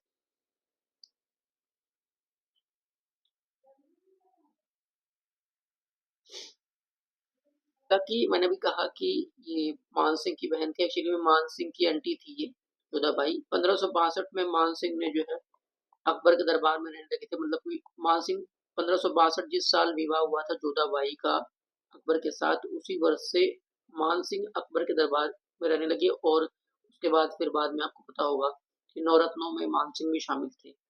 और ये जोधाबाई किसकी बहन थी? भगवान दास की बहन थी। इस चीज को भी आपको याद रखना है। तो मैंने गलती से मान सिंह बोल दिया, मान सिंह की बहन थी, वो गलत है। ठीक है। दीन इलाही पर आरंभ किया था किसने? अकबर ने 1582 में इसने आरंभ किया था। इसी को तौहीद इलाही भी कहते हैं। तुकारोई की लड़ाई लड़ी गई थी वर्ष 1575 में, बैटल ऑफ तुकारोई। इस चीज को भी आपको याद रखना है। तुकारोई लड़ाई अब 1575, जाहिर सी बात है किसका शासनकाल चल रहा है? शासनकाल चल रहा है अकबर का। तो तुकारोई की जो लड़ाई है ये 1575 में हुई थी। इसी को बाझौरा का युद्ध या मुगल मारी का युद्ध भी कहते हैं। बाझौरा का युद्ध या मुगल, इसके दो नाम नोट कर लो। एक तो बाझौरा बाझौरा की लड़ाई या मुगल मारी की लड़ाई भी इसे कहते हैं। ये बालासोर में हुआ था। बालासोर जो उड़ीसा में है, यहाँ पर लास्ट ईयर रेल हादसा हो गया था, बैटल ऑफ तुकारोई 1575 में लड़ा गया था। ठीक है। तो ये बैटल ऑफ तुकारोई, इसको याद रखना है। मुगल साम्राज्य और बंगाल सल्तनत के बीच लड़ाई हुई थी। मुगल साम्राज्य और बंगाल सल्तनत के बीच में लड़ाई हुई थी। मुगल साम्राज्य की तरफ से मुनीम खान थे, दाऊद खान थे, राजा टोडरमल थे। और बंगाल सल्तनत की तरफ से कौन थे? दाऊद खान करारानी। और उसके बाद बिहार में जो शासन था करारानी का, वो खत्म हो जाता है। इसी के बाद गुजर खान थे, जुनत खान करारानी। तो करारानी जो शासन काल था बिहार बंगाल सब खत्म हो जाता है। ठीक है ना। तो ये हो गया तुकारोई की लड़ाई। आगे बात करते हैं जहांगीर की। जहांगीर के बारे में, मेवाड़ के सिसोदिया राजपूत शासक अमर सिंह ने जहांगीर के शासनकाल के दौरान मुगलों की सेवा स्वीकार की थी। जी हाँ, ये अमर सिंह वही हैं जो कि किसके पुत्र थे? महाराणा प्रताप के। तो सिसोदिया, पहली बात तो महाराणा प्रताप किस वंश को बिलोंग करते थे? सिसोदिया वंश को। तो मेवाड़ के थे सिसोदिया राजपूत। अमर सिंह ने जहांगीर के शासनकाल के दौरान मुगलों की सेवा स्वीकार की थी। जहांगीर का टाइम लाइन था 1605 से लेकर के 1628। ठीक है, इस चीज को याद रखना है। जहांगीर जहांगीर का मूल नाम था सलीम। और सलीम इसलिए रखा गया था क्योंकि ये शेख सलीम चिश्ती, उनके आशीर्वाद से पैदा हुए थे। ठीक है। मुगल एम्पर जहांगीर, ठीक है ना। फतेहपुर सीकरी में इनका जन्म हुआ था। और राजौरी जो कि जम्मू कश्मीर में है। पहली बात तो मैं आपको बता दूं कि अगर कोई प्रश्न पूछे कि किस मुगल वंश के शासक ने कहा था या किस मुगल बादशाह ने कश्मीर को धरती का स्वर्ग कहा है, तो जहांगीर ने कहा है। जहांगीर का काफी जुड़ाव था कश्मीर से। कश्मीर में शालीमार बाग है, उसका भी निर्माण इन्होंने करवाया था। ये प्रश्न यूपी में पूछा गया था, यूपी उत्तर प्रदेश पुलिस। तो जहांगीर 1605 से लेकर के 1627, सॉरी यहाँ मैंने 28 लिख दिया, 1628 27 तक, जो अक्टूबर 1627 तक इनका शासनकाल था। 1605 से लेकर के अक्टूबर 1627 तक ये गद्दी पर था।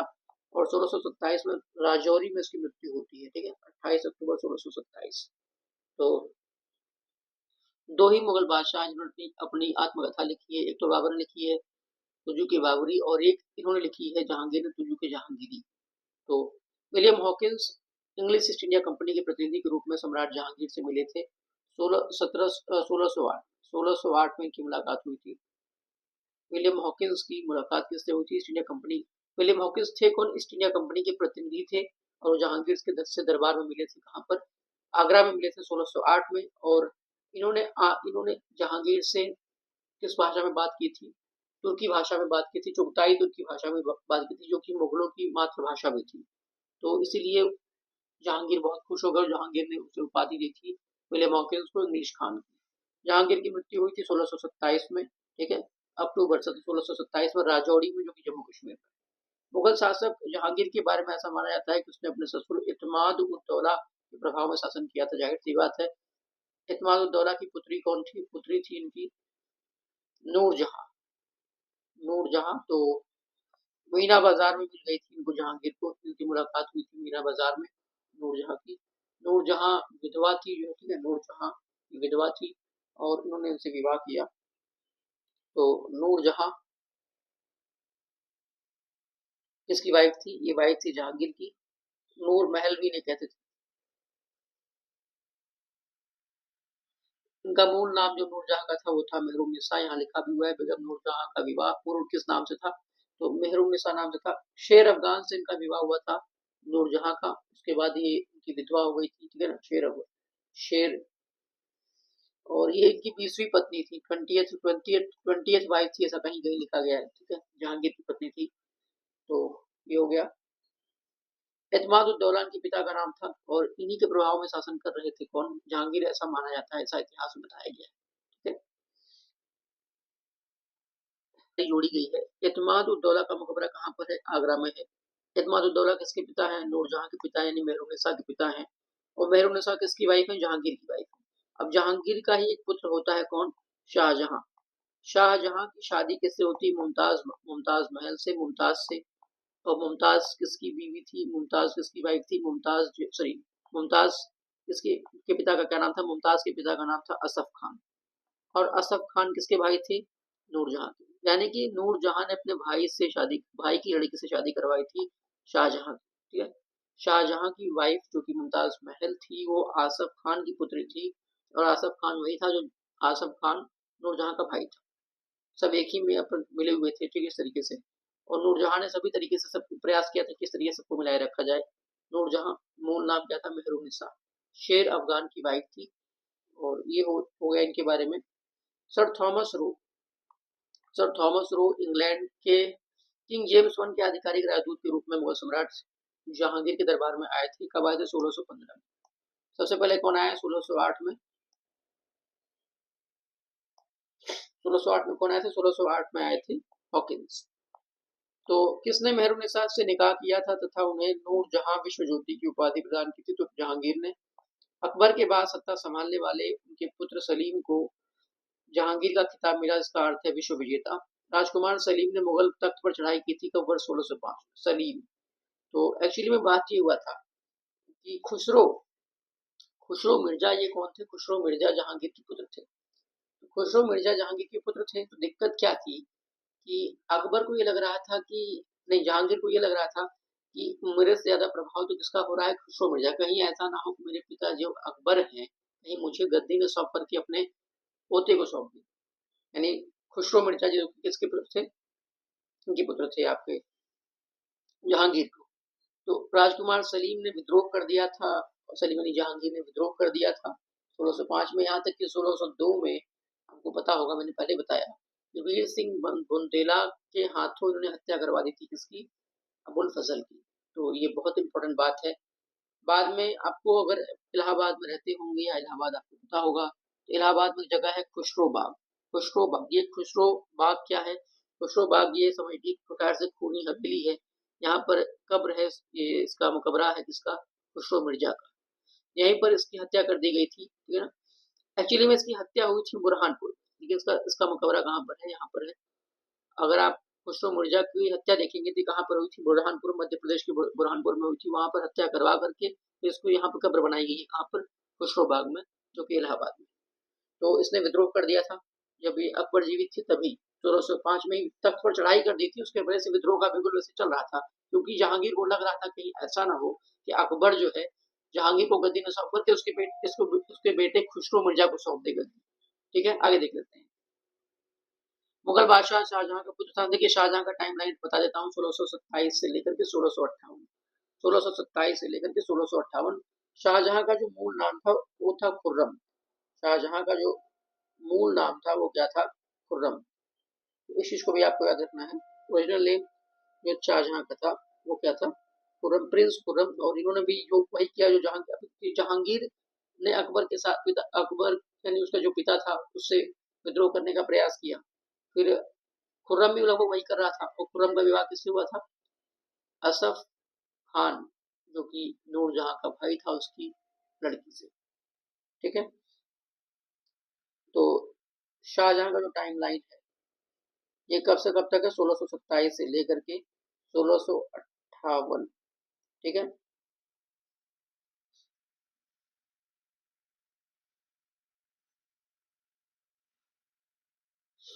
आगे देख लेते हैं। तो 1627 से 58, इस चीज को भी याद रखना है आपको। शाहजहां शाहजहां का जो शासनकाल है वो माना गया है कि मतलब कि स्वर्णिम काल माना गया है, खासकर वास्तु शैली के लिए, वास्तुकला के लिए स्वर्णिम काल उसको माना गया है, गोल्डन पीरियड माना गया है। ठीक है। तो जनवरी 1628 से लेकर के जुलाई 1658 तक ये रहा। हालांकि अक्टूबर 1627 में उसके पिता की मृत्यु हो गई थी। ठीक है। उसी बीच महावत खान का विद्रोह भी आपने देखा होगा, अगर आप पढ़े होंगे तो महावत खान ने भी विद्रोह किया था जहांगीर के खिलाफ। तो उसमें सिक्योर सेफ कर लिया था किसने? नूरजहां ने काफी सपोर्ट किया था इनको, जहांगीर को, तब जाकर गद्दी बनी रही थी। दारा शिकोह के पिता का नाम तो ये थे शाहजहां। दारा शिकोह इन्होंने सर अकबर की रचना की थी। उनके पिता का नाम क्या था? शाहजहां। मुगल बादशाह शाहजहां किसका पुत्र था? अच्छा, शाहजहां का पुत्र था औरंगजेब। मतलब कि यहाँ पे शाहजहां के पुत्रों की डायरेक्टली बात हो रही है भले ही स्टेटमेंट में। तो शाह औरंगजेब, शाहजहां, ठीक है, ये सब इस औरंगजेब और शाहजहां, सॉरी, औरंगजेब का पुत्र था कौन? औरंगजेब का पुत्र था, एक मिनट, सब इसी में कंफ्यूज हो रहा है। शाहजहां जो है इसका टाइम लाइन 1628 से 1658 है। मुगल बादशाह शाहजहां का पुत्र कौन था? तो शाहजहां का पुत्र था औरंगजेब। दारा शिकोह भी शाहजहां का पुत्र था। किसको वास्तुकार राजा कहा जाता है? क्योंकि उसके शासनकाल के दौरान दुनिया ने मुगल साम्राज्य की कला और संस्कृति का एक अनूठा विकास देखा था। तो शाहजहां को वास्तुकार राजा कहा जाता था। श्रीवास्तव जी ने क्या किया, क्या कहा था? इनको गोल्डन, उनके टाइम को गोल्डन पीरियड कहा था। इस चीज को भी याद रखना है।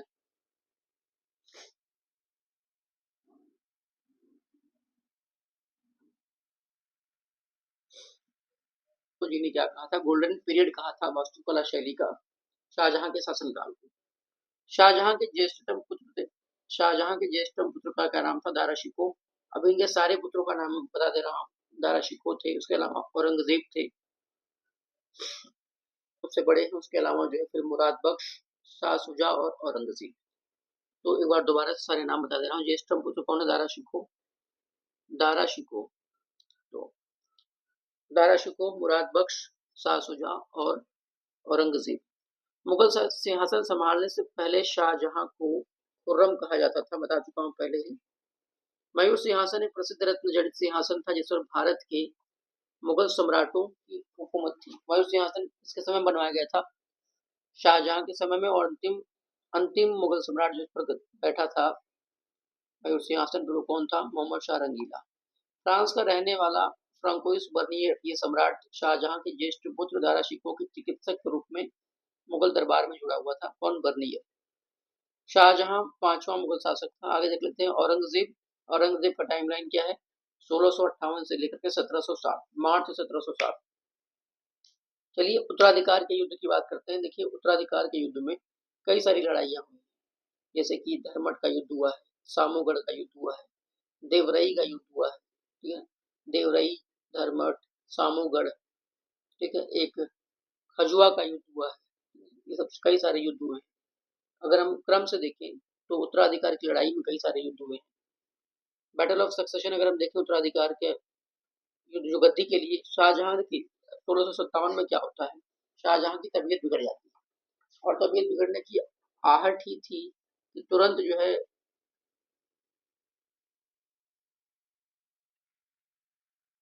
सुनने की ऐसी आहट सुनते ही तुरंत सारे जितने चार पुत्र उसके थे उनमें आपस में गद्दी को लेने के लिए एक रेस लग गई। तो मुराद, पहली बात तो सबके नाम जान लीजिए। दारा शिकोह, मुराद बख्श, ठीक है, शाह सुजा, और उसके बाद क्या है? औरंगजेब। तो सबसे पहले तो आप देख लीजिए बहादुरपुर का युद्ध होता है फरवरी 1658 में, जो सुलेमान शिको होता है, जो कि सेकंड सन होता है, ठीक है ना, वो क्या वो शुजा को हरा देता है। बहादुरपुर का युद्ध कब हुआ था, बस खाली आपको इतना याद रखना है, 1658 फरवरी में। दारा का पुत्र था, दारा शिको का पुत्र था सुलेमान शिको, वो शुजा को हरा देता है। कहाँ पर, बहादुरपुर में, ठीक। फिर सामूगढ़ की लड़ाई होती है 1658 में। इसमें शिको, जो दारा शिको क्या करता है, वो औरंगजेब से, शाह शुजा से और मुराद बख्श से, तीनों से लड़ाई लड़ता है। यहाँ पर बहादुरपुर, सामूगढ़, देवरई, खजुआ, ऐसे करके कई सारे युद्ध हुए हैं, ठीक है। और अंतिम में औरंगजेब जो है वो क्या करता है, विजयी होता है। तो यहाँ देख लीजिए, फटाफट मैं एक्सप्लेन कर दे रहा हूँ। दारा शिको अंततः उत्तराधिकार के युद्ध सामूगढ़ की लड़ाई में हार गया। मई 1658 में हुआ था सामूगढ़ की लड़ाई। सामूगढ़ आगरा के पास स्थान है। देवरई की लड़ाई में औरंगजेब ने किसको पराजित किया था, देवरई की लड़ाई में औरंगजेब ने किसको पराजित किया था, दारा शिको। दारा शिको ये औरंगजेब का ज्येष्ठ पुत्र था। सामूगढ़ में तो अल्टीमेटली मतलब फाइनल रूप से पराजित हो गया था। उसके बाद देवरई जो है ये 1659 में हुआ था। ये युद्ध 1659 में हुआ था और इस युद्ध में दारा शिकोह ने चैलेंज किया था औरंगजेब को, क्योंकि और सपोर्ट में कौन था, राजा जसवंत सिंह मारवाड़ के, दोनों लोग सपोर्ट में थे इस युद्ध में। औरंगजेब ने क्या किया, बंदी बना लिया और इसको कैद कर लिया, दारा शिकोह। किसके शासनकाल में मुगल साम्राज्य क्षेत्र के मामले में अपने चरम पर पहुंच गया था, तो औरंगजेब के शासनकाल में। औरंगजेब का शासनकाल क्या है, 1658 से 1707। औरंगजेब ने डैश में एक लंबी लड़ाई लड़ते हुए अपने साम्राज्य में सैन्य और वित्तीय संसाधनों को अधिकांशतः खर्च कर दिया था। दक्कन में उसने एक लंबी लड़ाई लड़ी थी, समय भी दिया था अच्छा खासा। औरंगजेब जो एक मुगल सम्राट था, उसका निधन हुआ था मार्च 1707 में। औरंगजेब ने अपने पिता शाहजहां को आगरा के किले में कैद रख करके रखा था। तो आगे देख लेते हैं मुगल कालीन प्रशासन। मध्यकाल में भोग शब्द का अर्थ होता था राजस्व कार्य। भोग शब्द राजस्व कार्य के लिए था। मुगल प्रशासन के दौरान शाही घराने की देखभाल का प्रभार दिया गया था। तो शाही घराने की देखभाल का प्रभार जो दिया गया था, ये दिया गया था मीर बख्शी को, ठीक है। हालांकि मीर समान नाम उसका है, यहाँ पे गलत दिया हुआ है। मीर बख्शी तो कमांडर इन चीफ था। शाही घराने का जो देखरेख वाला काम, उसका नाम था मीर समान, ठीक है। इस चीज को करेक्शन कर दीजिएगा आप लोग, दोबारा इसको गूगल कर लीजिए कि मीर बख्शी तो सैन्य मामलों की देखरेख करता था, शाही घराने की देखभाल किसके हाथ में थी, मीर समान के हाथ में थी। मुगल प्रशासनिक व्यवस्था में मनसबदारी व्यवस्था की शुरुआत किसने की थी, अकबर ने। मनसबदारी की व्यवस्था की शुरुआत अकबर ने की थी। मुगल प्रशासन के संदर्भ में अबवाब की सबसे उपयुक्त परिभाषा क्या, अबवाब क्या था, जमीन पर मूल लगान से अधिक और अतिरिक्त लगाया जाने वाला कर था, ये अबवाब।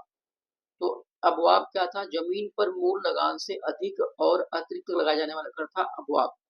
मुगल प्रांतीय प्रशासन में आमतौर पर दीवानी का क्या अर्थ था, दीवानी का अर्थ था राजस्व प्रशासन, ठीक है। मुगल प्रांतीय प्रशासन में आमतौर पर दीवानी क्या होती थी, राजस्व प्रशासन से संबंधित थी।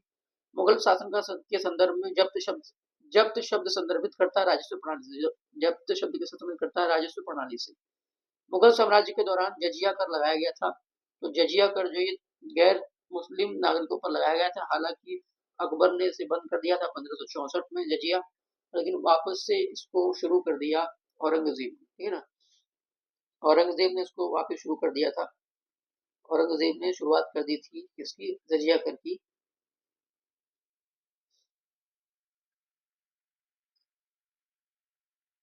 और किसने बंद खत्म कर दिया था, इसको अकबर ने खत्म कर दिया था। इस चीज को भी आपको याद रखना है, ठीक। तो औरंगजेब ने जो है 1679 में 1679 में, देखिए अकबर ने 1564 में इसको बंद किया, लेकिन 1679 में इसको दोबारा शुरू कर दिया किसने, औरंगजेब ने। जात और सवारी प्रशासनिक प्रणाली संबंधित थी मनसबदारी से। मनसबदारी की शुरुआत अकबर ने की थी। अकबर के शासनकाल में सेनापति कौन थे, मीर बख्शी। मैं बता चुका हूँ मीर बख्शी को क्या कहता था, सेनापति, या जो सुरक्षा विभाग था वो सब देखते थे। मुगल प्रशासन में सरकार शब्द का अर्थ है, सरकार का मतलब जिला, जो जिले होते हैं आज के जिले में सरकार कहा जाता था मुगल प्रशासन में। आगे देख लेते हैं मुगल कालीन स्थापत्य कला। फतेहपुर सीकरी में स्थित बुलंद दरवाजा, इसका प्रवेश द्वार क्या है, जामा मस्जिद। तो बुलंद दरवाजा जो है जामा मस्जिद का प्रवेश द्वार है, और इसकी स्थापना करवाई थी अकबर ने गुजरात विजय के उपलक्ष्य में। गुजरात विजय के उपलक्ष्य में अकबर ने इसकी स्थापना करवाई थी, इसकी बुलंद दरवाजा, बुलंद दरवाजा की 1572 से 73 के बीच में हुआ था। पहली बात तो गुजरात विजय हुआ कब था? गुजरात विजय हुआ था 1572 में। और ये जो फतेहपुर सीकरी का जो बुलंद दरवाजा है, इसकी स्थापना किसने की थी? अकबर ने की थी 1573 में। ठीक है, मेन एंट्रेंस है जामा मस्जिद का, जो यहाँ पर है फतेहपुर सीकरी में। फतेहपुर सीकरी में उसका निर्माण कार्य कब पूरा हो गया था? 1575 में उसका नाम का निर्माण कार्य पूरा हो गया था। गुजरात विजय के उपलक्ष्य में इसने बनवाया था। ठीक है, फतेहपुर सीकरी में बुलंद दरवाजा 1575 में मुगल सम्राट अकबर के द्वारा बनवाया गया था। गुजरात पर उनकी जीत की याद में बनवाया गया था। ठीक है, गुजरात पर जीत कब हुई थी? 1572 में। लाल और भूरे बलुआ पत्थर से बना है और सफेद और काले संगमरमर की नक्काशी और जड़ाई की सजाया गया है। आगे देख लेते हैं, दिल्ली में पुराना किला का निर्माण किसने करवाया था? हुमायूं और शेरशाह का नाम इसमें आता है। हुमायूं और शेरशाह, पहली बात तो पुराना किला है कहाँ? दिल्ली में।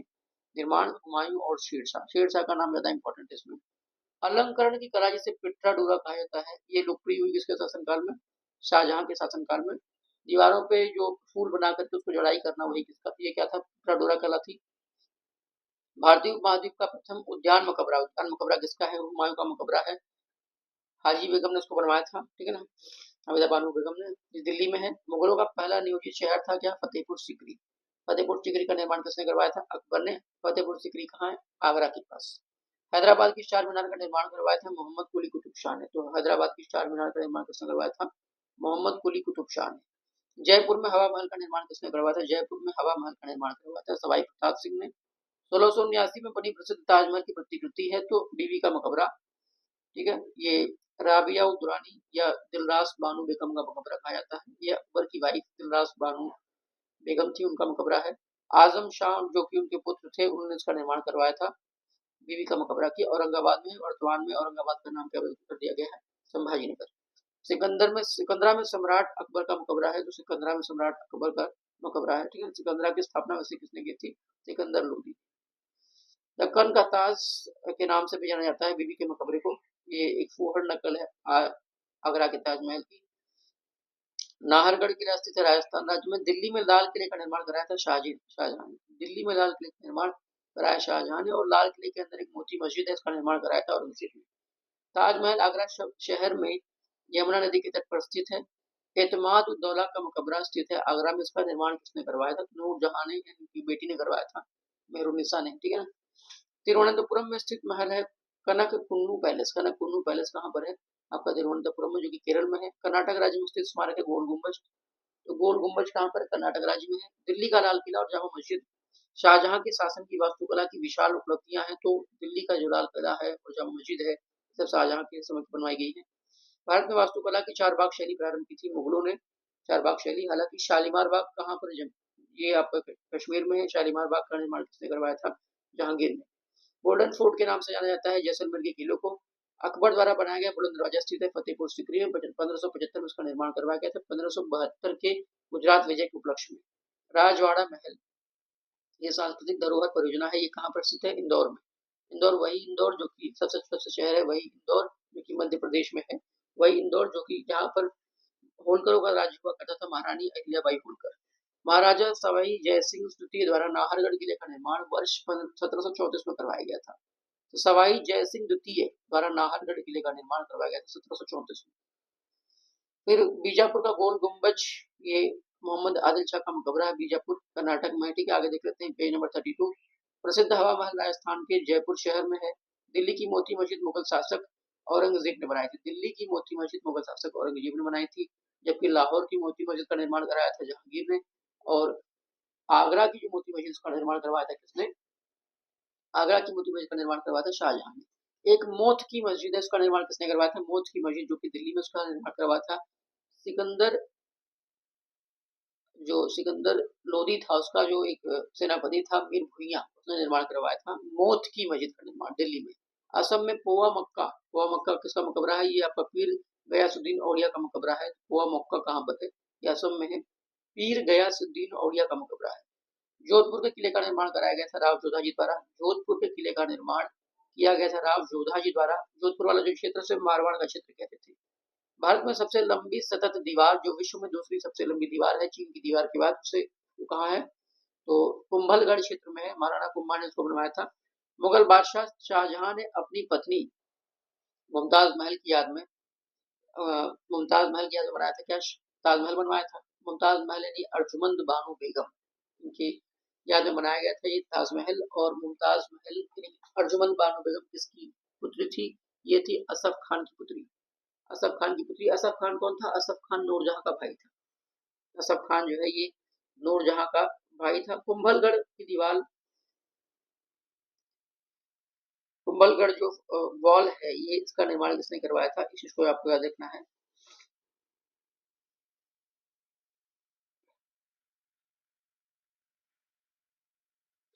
राणा कुंभा जो सिसोदिया के थे, उन्होंने कुंभलगढ़ की दीवार का निर्माण करवाया था। आगे देख लेते हैं। नवाब शुजा-उद-दौला ने एक बगीचे के बीच में स्थापित सफदरजंग के मकबरे का निर्माण करवाया था दिल्ली में।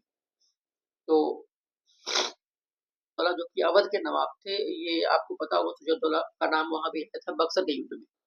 तो बक्सर के युद्ध में भी थे शुजा-उद-दौला। तो नवाब शुजा-उद-दौला ने एक बगीचे के बीच में स्थापित सफदरजंग के मकबरे का निर्माण करवाया था दिल्ली में। बादशाह अकबर ने बुलंद दरवाजा बनवाया था 1601 में। देखिए, निर्माण कार्य 1601 में पूरा हुआ था। मैंने कहीं कहीं आपको 1575 भी बोला है, लेकिन इसके अलग अलग तथ्य मिलते हैं। 1601 में कंप्लीट हो गया इसका काम। 1572 में गुजरात की विजय हुई थी। 1575 में इसका निर्माण कार्य शुरू हो गया था और 1601 में जाकर के कंप्लीट हो गया था ये बुलंद दरवाजा। ठीक है। फतेहपुर सीकरी आगरा के पास जामा मस्जिद वहां पर है, उसी मस्जिद का एक मुख्य द्वार है बुलंद दरवाजा। ठीक है, तो डोंट गेट कंफ्यूज। मैं दोबारा सब कुछ एक्सप्लेन कर दे रहा हूँ। 1572 में गुजरात विजय हुई थी। 1575 में इसका निर्माण कार्य शुरू हुआ था और 1601 में बनकर तैयार हो गया था।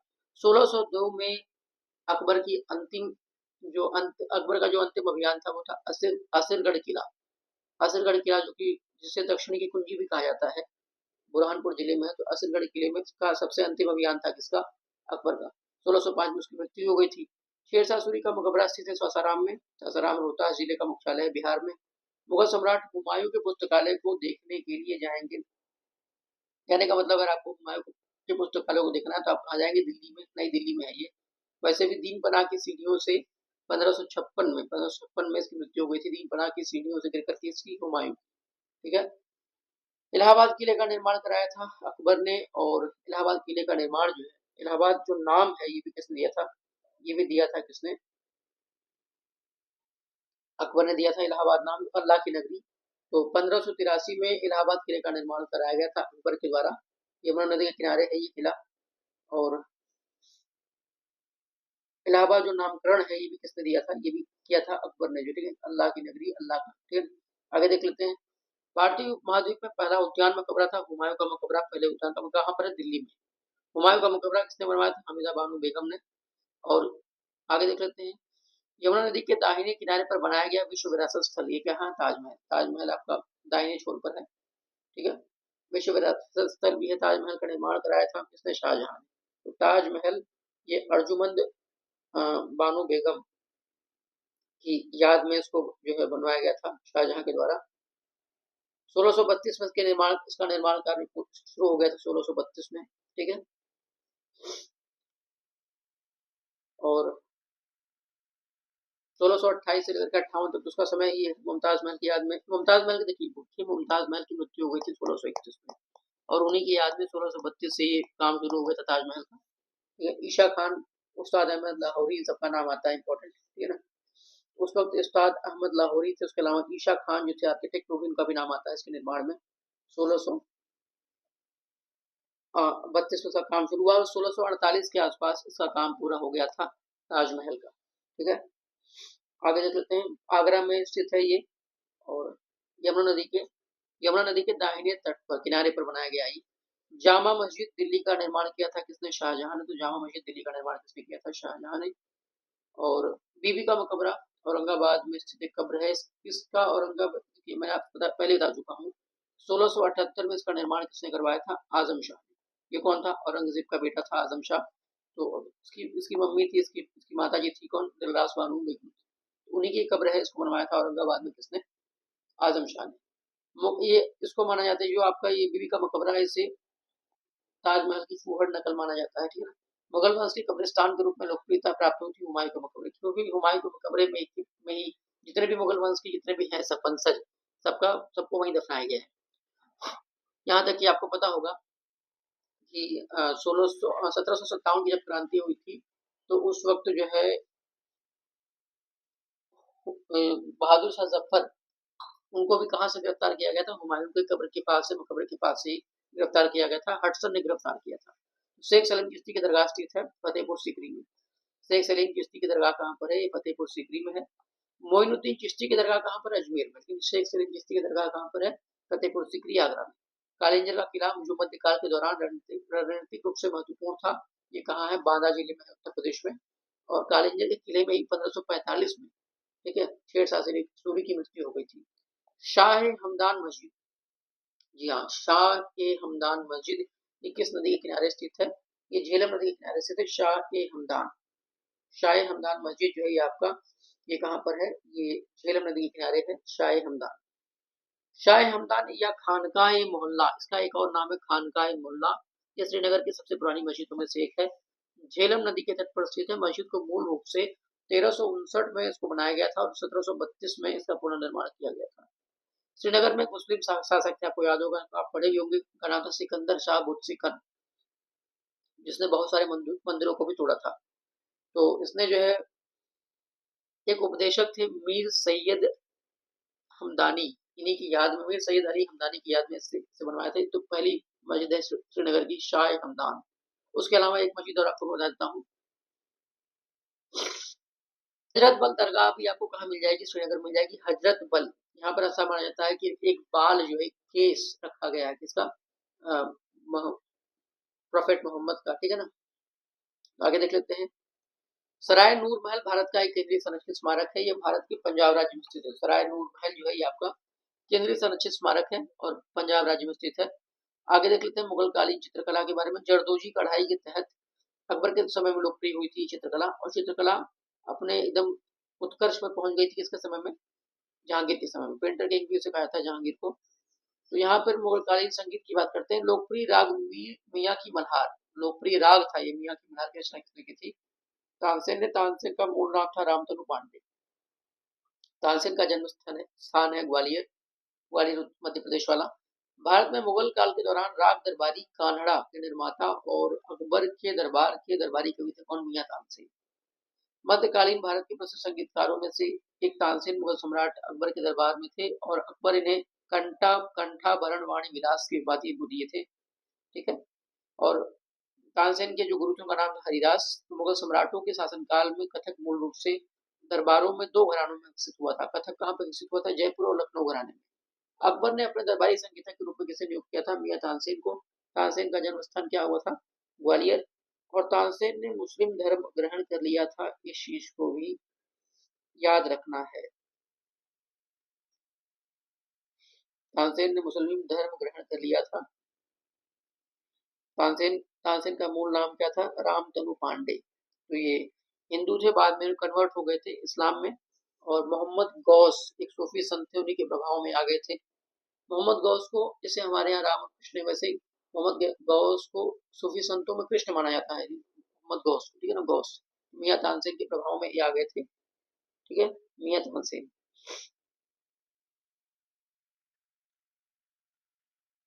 आगे देख लेते हैं मुगल कालीन साहित्य के बारे में देख लेते हैं। तो बादशाह नामा की रचना किसने की थी? अब्दुल हमीद लाहौरी के द्वारा की गई थी। बादशाह नामा की रचना है बादशाह नामा की। मध्ययुगीन महाकाव्य पद्मावत के लेखक थे मलिक मोहम्मद जायसी। जायसी, ये जायस नामक स्थल जो आपका अमेठी में है, तो ये जौनपुर सल्तनत के अंतर्गत आता था, वहां पर इनका जन्म हुआ था मलिक मोहम्मद जायसी का। मुगल उन्होंने लिखी है पद्मावत 1540 के आसपास, शेरशाह सूरी के शासनकाल के समय उन्होंने लिखी थी पद्मावत।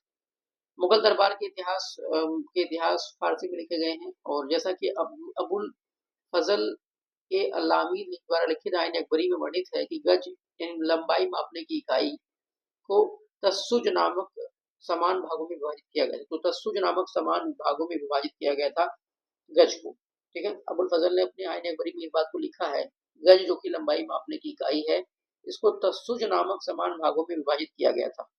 अकबर के दरबार में नवरत्नों में शामिल महेश दास, ये बीरबल नाम से लोकप्रिय थे। और कहीं कहीं लिखा गया इनका जन्म सीधी में होता है, सीधी जो कि मध्य प्रदेश में है, रीवा जिले में। और कहीं कहीं लिखा गया इनका जन्म कालपी में होता है। तो डिपेंड ऑन ऑप्शन आपका आंसर करना है। 1588 में इनकी डेथ हो गई थी बीरबल की जो है। पर बीरबल की जो डेथ हो गई थी ये 1588 में हो गई थी, इस चीज को भी आपको याद रखना है। और महेश दास ब्राह्मण फैमिली से बिलोंग करते थे। सीधी मध्य प्रदेश का जन्म माना जाता है, सीधी। तो 1586, सॉरी मैंने 1588 बताया, 1588 में जो है मलंदारी पास, मलंदारी जो पास उसकी लड़ाई हो रही थी, मलंदारी पास का, पास इंग्लिश वर्ड उसको हिंदी में कहते हैं दर्रा, मलंदारी लड़ाई, दर्रे की जब लड़ाई हो रही थी 1586 में, तो वहां पर ये मारे गए थे। ठीक है, आगे देख लेते हैं। तुलसीदास कृत रामचरितमानस का पहला मुद्रित संस्करण 1810 में कलकत्ता या कोलकाता से प्रकाशित हुआ था। और तुलसीदास कृत रामचरितमानस अवधी भाषा में लिखी गई है, 1810 में प्रकाशित हुई कलकत्ता या कोलकाता से। फारसी, अरबी और तुर्की के साथ ही साथ संस्कृत, हिंदी और राजस्थानी की प्रख्यात विद्वान कौन थे? अब्दुल रहीम खाने खाना। तो अब्दुल रहीम खाने खाना जो है ये सारी भाषाओं के विद्वान थे, इस चीज को भी याद रखना है। अब्दुल रहीम खाने खाना, इनका जन्म हुआ था 1556 दिल्ली में, और 1627 में इनकी मृत्यु हो गई थी। 1627 आगरा में इनकी मृत्यु हो गई थी। तो अब्दुल रहीम खाने खाना, बहुत सारी किताबें इन्होंने लिखी हैं अब्दुल रहीम खाने खाना ने, है ना। ये भी नवरत्नों में से एक थे, नवरत्नों में से यही ये भी एक थी, अब्दुल रहीम खाने खाना। मुगल काल में किया गया महाभारत का फारसी अनुवाद रजमनामा नाम से जाना जाता है। तो रजमनामा जो ये क्या था? ये महाभारत का फारसी अनुवाद था, रजमनामा।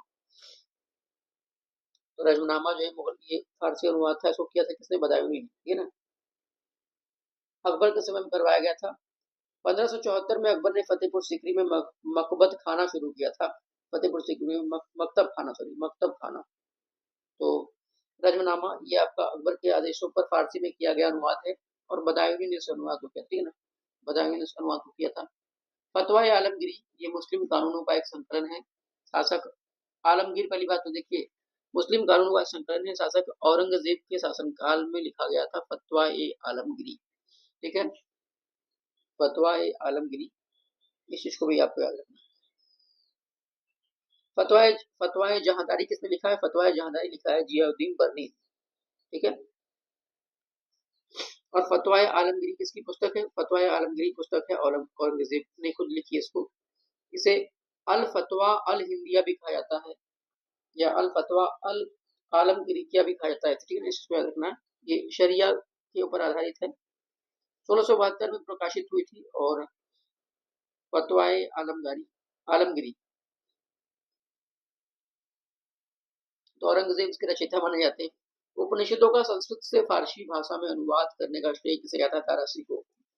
तो उपनिषदों का संस्कृत से फारसी में अनुवाद किया था किसने? औरंगजेब के सबसे बड़े भाई थे दाराशी को, इन्होंने इसका अनुवाद कराया था, ठीक है।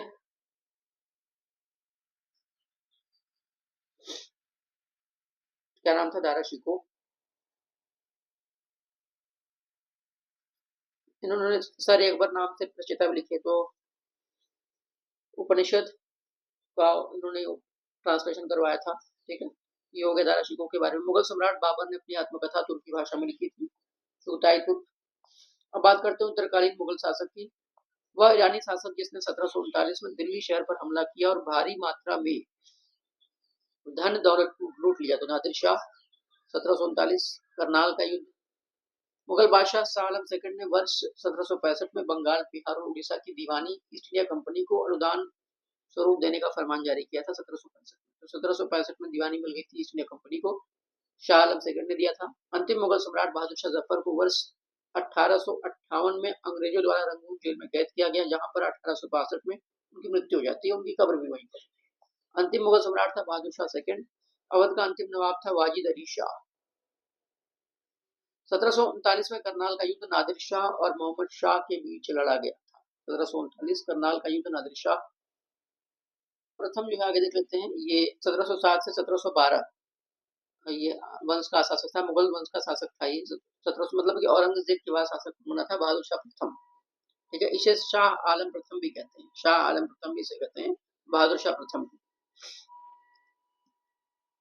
बहादुर शाह प्रथम जो 1707 से 1712 ये मुगल वंश के शासक थे। तो औरंगजेब के बाद यही शासक बने थे, 1760 से 1712 के बीच में। बहादुर शाह प्रथम का जन्म वर्ष 1743 में हुआ था। बहादुर शाह प्रथम का जन्म जो है ये बहादुर शाह प्रथम का जन्म ये हुआ था 1643 में, 1643। आगे देख लेते हैं। सिख धर्म की बात हो रही है तो विरासत ए खालसा नामक संग्रहालय स्थित है आनंदपुर साहिब। आनंदपुर साहिब, इसको आनंदपुर भी बोलते हैं सिंपली। ये एक सिटी है, कहाँ पर? रूपनगर जिले में। रूपनगर जिला है पंजाब का, यहीं पर है आनंदपुर साहिब। ठीक है, आगे देख लेते हैं। और ये आनंदपुर साहिब सिख धर्म में सबसे पवित्र स्थानों में से एक है। ठीक, ये फेमस क्यों है? क्योंकि पहली बात तो ये सतलज नदी के किनारे है और बहुत ही पवित्र स्थान है सिख धर्मों में। ये ऐसा स्थान है जहाँ पर जो अंतिम दो सिख थे, एक तो गुरु तेग बहादुर और गुरु गोविंद सिंह, यहाँ पे रहे थे आनंदपुर साहिब। ठीक है ना, आनंदपुर में। इट इज ऑल्सो प्लेस जहाँ पर गुरु गोविंद सिंह ने खालसा पंथ की स्थापना भी यहीं पर की गई थी, गुरु गोविंद सिंह जी के द्वारा 1699 में। गुरु गोविंद सिंह जो कि अंतिम या 10वें गुरु थे सिखों के। 1708 में गुरु गोविंद सिंह जी की मृत्यु के बाद खालसा ने, देखिए 1708 में गुरु गोविंद सिंह जी की मृत्यु के बाद खालसा ने जो है बंदा बहादुर के नेतृत्व में मुगल साम्राज्य के खिलाफ विद्रोह किया था। 1708 में गुरु गोविंद सिंह जी की हत्या कर दी गई थी। ठीक है, शेर अफगान द्वारा। ठीक है ना, तो 1708 में पठानों को द्वारा, शायद अफगानों को द्वारा इनकी हत्या कर दी गई थी। कहाँ पर? नांदेड़ में इनकी हत्या कर दी गई थी। नांदेड़ महाराष्ट्र में है और नांदेड़ में ही एक गुरुद्वारा भी है, नांदेड़ में, नांदेड़ साहिब नाम से। आगे देख लेते हैं।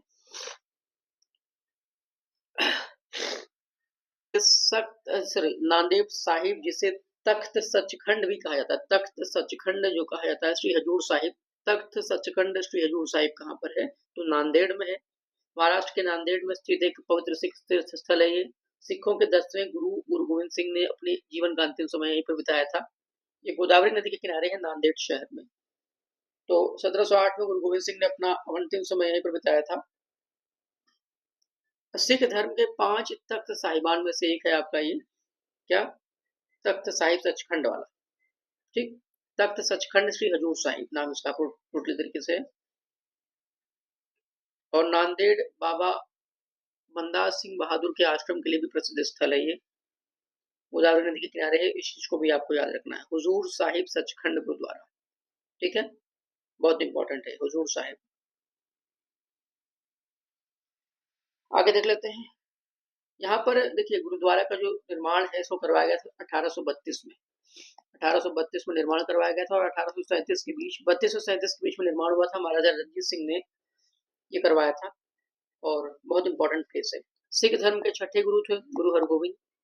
और 1708 में मैंने आपसे बताया कि गुरु गोविंद सिंह की जब हत्या हो जाती है तो खालसा ने जो है ये का नेतृत्व कौन करा था? बंदा सिंह बहादुर। बंदा सिंह बहादुर जो है ये कौन थे? बंदा सिंह बहादुर जी का मूल नाम क्या था? इस चीज को आप सोचिए। बंदा सिंह बहादुर जो है ये इनका जन्म हुआ था राजौड़ी में। राजौड़ी जम्मू कश्मीर में है, तो इनका जन्म राजौड़ी में हुआ था। और इनका मूल नाम था लक्ष्मण देव। लक्ष्मण देव, लक्ष्मण देव इनका मूल नाम था। और 15 वर्ष की उम्र में ये घर छोड़ दिए थे और इनकी मुलाकात हुई थी किससे? जिससे गुरु गोविंद सिंह जी से। तो इनको जो नाम दिया गया था माधव दास बैरागी नाम दिया था। लास्ट में इनका नाम क्या हो गया? बंदा बहादुर, बंदा सिंह बहादुर। ठीक है ना, तो गुरु गोविंद सिंह के बाद, मतलब गुरु गोविंद सिंह तो हमारे धार्मिक गुरु से अंतिम धार्मिक गुरु सिखों के। उसके बाद जो एक प्रकार से खालसा का जो नेतृत्व किसके हाथों में आ गया था? बंदा सिंह बहादुर के हाथों में। सिख धर्म के छठे गुरु थे गुरु हरगोविंद, बता चुका हूँ। औरंगजेब के आदेश पर सिखों के 9वें गुरु श्री गुरु तेग बहादुर की हत्या कर दी गई थी 1675 में। तो 1675 में इनकी हत्या कर दी गई थी गुरु तेग बहादुर की। और गुरुद्वारा शीशगंज जो कि दिल्ली में है वो भी इनका ये स्थान है। आगे देख लेते हैं। श्री अकाल तख्त साहिब, ये ये मंदिर कहाँ है? स्वर्ण मंदिर परिसर के भीतर स्थित है। स्वर्ण मंदिर अमृतसर में, पंजाब। गुरुमुखी लिपि का आविष्कार ये गुरु अंगद के द्वारा किया गया था। गुरु अंगद का मूल नाम क्या था? लहना। ये दूसरे सिख गुरु थे गुरु अंगद। आगे देख लेते हैं। हेमकुंड साहिब गुरुद्वारा कहाँ पर है? उत्तराखंड में स्थित है। उत्तराखंड में स्थित है हेमकुंड साहिब गुरुद्वारा भी। यहाँ पर प्रधानमंत्री जी गए भी थे, आपको पता होगा।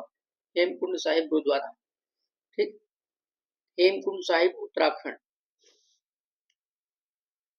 ये चमोली जिले में है, उत्तराखंड के चमोली जिले में है। और हेमकुंड साहिब बहुत ही पवित्र स्थल माना जाता है सिखों का।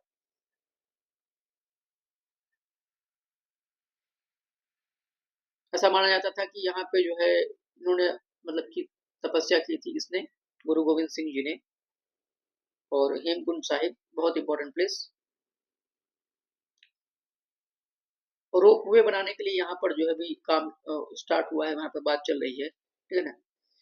अभी सेंटर ने क्लियर किया है केदारनाथ का जो हेमकुंड साहिब रोप है उसको भी क्लियर किया है, ठीक है। आगे देख लेते हैं खालसा पंथ की नींव किसने रखी थी। खालसा पंथ की नींव रखी थी गुरु गोविंद सिंह जी ने 1699 में। कहाँ पे, अनंतपुर में, बता चुका हूँ अभी आपको।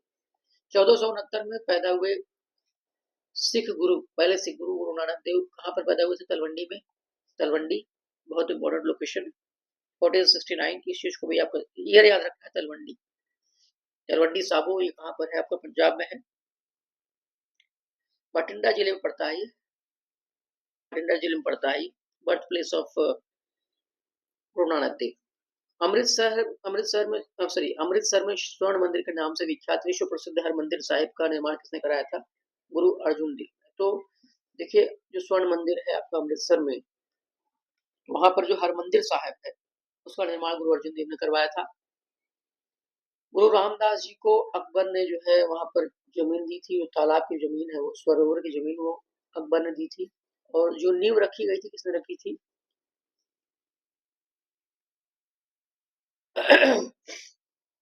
संत थे मियाँ मीर, इन्होंने इसकी नींव रखी थी। तो गोल्डन टेम्पल हरमंदिर साहिब इसे बोलते हैं। पहली बात तो जो जमीन खरीदी किसने थी, रामदास ने, कई लोग कहते हैं खरीदी नहीं थी, उसको अकबर ने दान स्वरूप दी थी। फोर्थ अकबर, पहली बात तो बहुत पहले की बात है, ठीक है। तो रामदास ने फाउंडेशन स्टेन, गुरु रामदास फोर्थ सिख गुरु 1577। आगे देख लेते हैं 1577 में जमीन दी गई थी। आगे देख लेते हैं रामदास जी को। तो उसके बाद फिर गोल्डन टेम्पल अमृतसर में बनाया गया, ठीक। अमृतसर में स्वर्ण मंदिर के नाम से विख्यात विश्व प्रसिद्ध हरमंदिर साहिब का निर्माण किसने करवाया था, गुरु अर्जुन देव। वही अर्जुन देव जिसकी हत्या किसने करवा दी थी, जहांगीर। आगे देख लेते हैं कुछ विविध सेक्शन। दक्कन में मराठों द्वारा वसूले जाने वाले भू राजस्व के 25% को चौथ कहा जाता था। सूर्यवंशी गजपति राजवंश का संस्थापक था कौन, कपिलेंद्र देव, जिसने 15वीं शताब्दी में उड़ीसा और आंध्र प्रदेश के कुछ हिस्सों पर शासन किया था। मुगल काल के दौरान नौबत खाना नामक स्थान का सही विवरण है, नगाड़ा घर हुआ करता था नौबत खाना। शेख चेली का मकबरा स्थित है कुरुक्षेत्र में। और औरंगाबाद शहर का संस्थापक माना जाता है मलिक अंबर को। औरंगाबाद शहर का संस्थापक माना जाता है मलिक अंबर को। और फारसी इतिहासकारों ने मुस्लिम सुल्तानों का वर्णन किया है ईश्वर की छाया के रूप में। मुगलों को अपने तैमूर यानी तिमुरिद राजवंश पर गर्व था, वह इससे प्रत्येक शासक को तैमूर और स्वयं का एक चित्र प्रदान करके मनाया करते थे। पुरंदर की संधि हुई थी मुगल और मराठा के बीच में। अगले 5 वर्षीय वीर नारायण की ओर से शासन करने वाली रानी दुर्गावती, अपने 5 वर्षीय वीर नारायण की ओर से शासन करने वाली रानी दुर्गावती की गोंड जनजाति से संबंधित थी। 13वीं और 14वीं शताब्दी के दौरान पंजाब में खोखर जनजाति का प्रभुत्व था। मार्को पोलो 1292 से 94 के मध्य, ये वेनिस यानी इटली का स्थान है, वेनिस वहां से भारत आया था। तोमर राजपूत शासक के अधीन दिल्ली सबसे पहले राजधानी बनी थी। दिल्ली की स्थापना की थी अरनपाल तोमर ने। जनपद गीते जिसमें बासवन्ना के वचन शामिल है, ये कर्नाटक राज्य से संबंधित है। और बासवन्ना ने लिंगायत संप्रदाय की स्थापना की थी। मध्यकालीन भारतीय इतिहास के संदर्भ में मध्य एशिया भौगोलिक क्षेत्र यानी बेल्ट को तुरान के नाम से दर्शाया गया है। डीसी सरकार ने वर्ष 1965 से 66 में भारतीय पुरालेख और भारतीय पुरालेखी शब्दावली प्रकाशित की थी। पाकिस्तान के लाहौर शहर को garden of the Mughaliya city of garden कहा जाता है। लाहौर आपको पता है रावी नदी के किनारे है। राजस्थान के चित्तौड़गढ़ किले में जयमल और फत्ता वीरों के सम्मान में छतरियां बनाई गई थी, जिन्होंने वर्ष 1568 में सम्राट अकबर की घेराबंदी में अपने प्राण त्याग दिए थे। चित्तौड़गढ़ किले के थे जयमल और फट्टा। इस तरीके से आपका मिडिवल हिस्ट्री कंप्लीट हो गया। और अब हम लोग मॉडर्न हिस्ट्री बहुत जल्दी कंप्लीट कर लेंगे। Next one is modern history. Tomorrow I will, मुझे लगता है कल हम लोग उसको एक वीडियो पर भी बनकर कंप्लीट कर दूंगा मैं इसे। Thank you.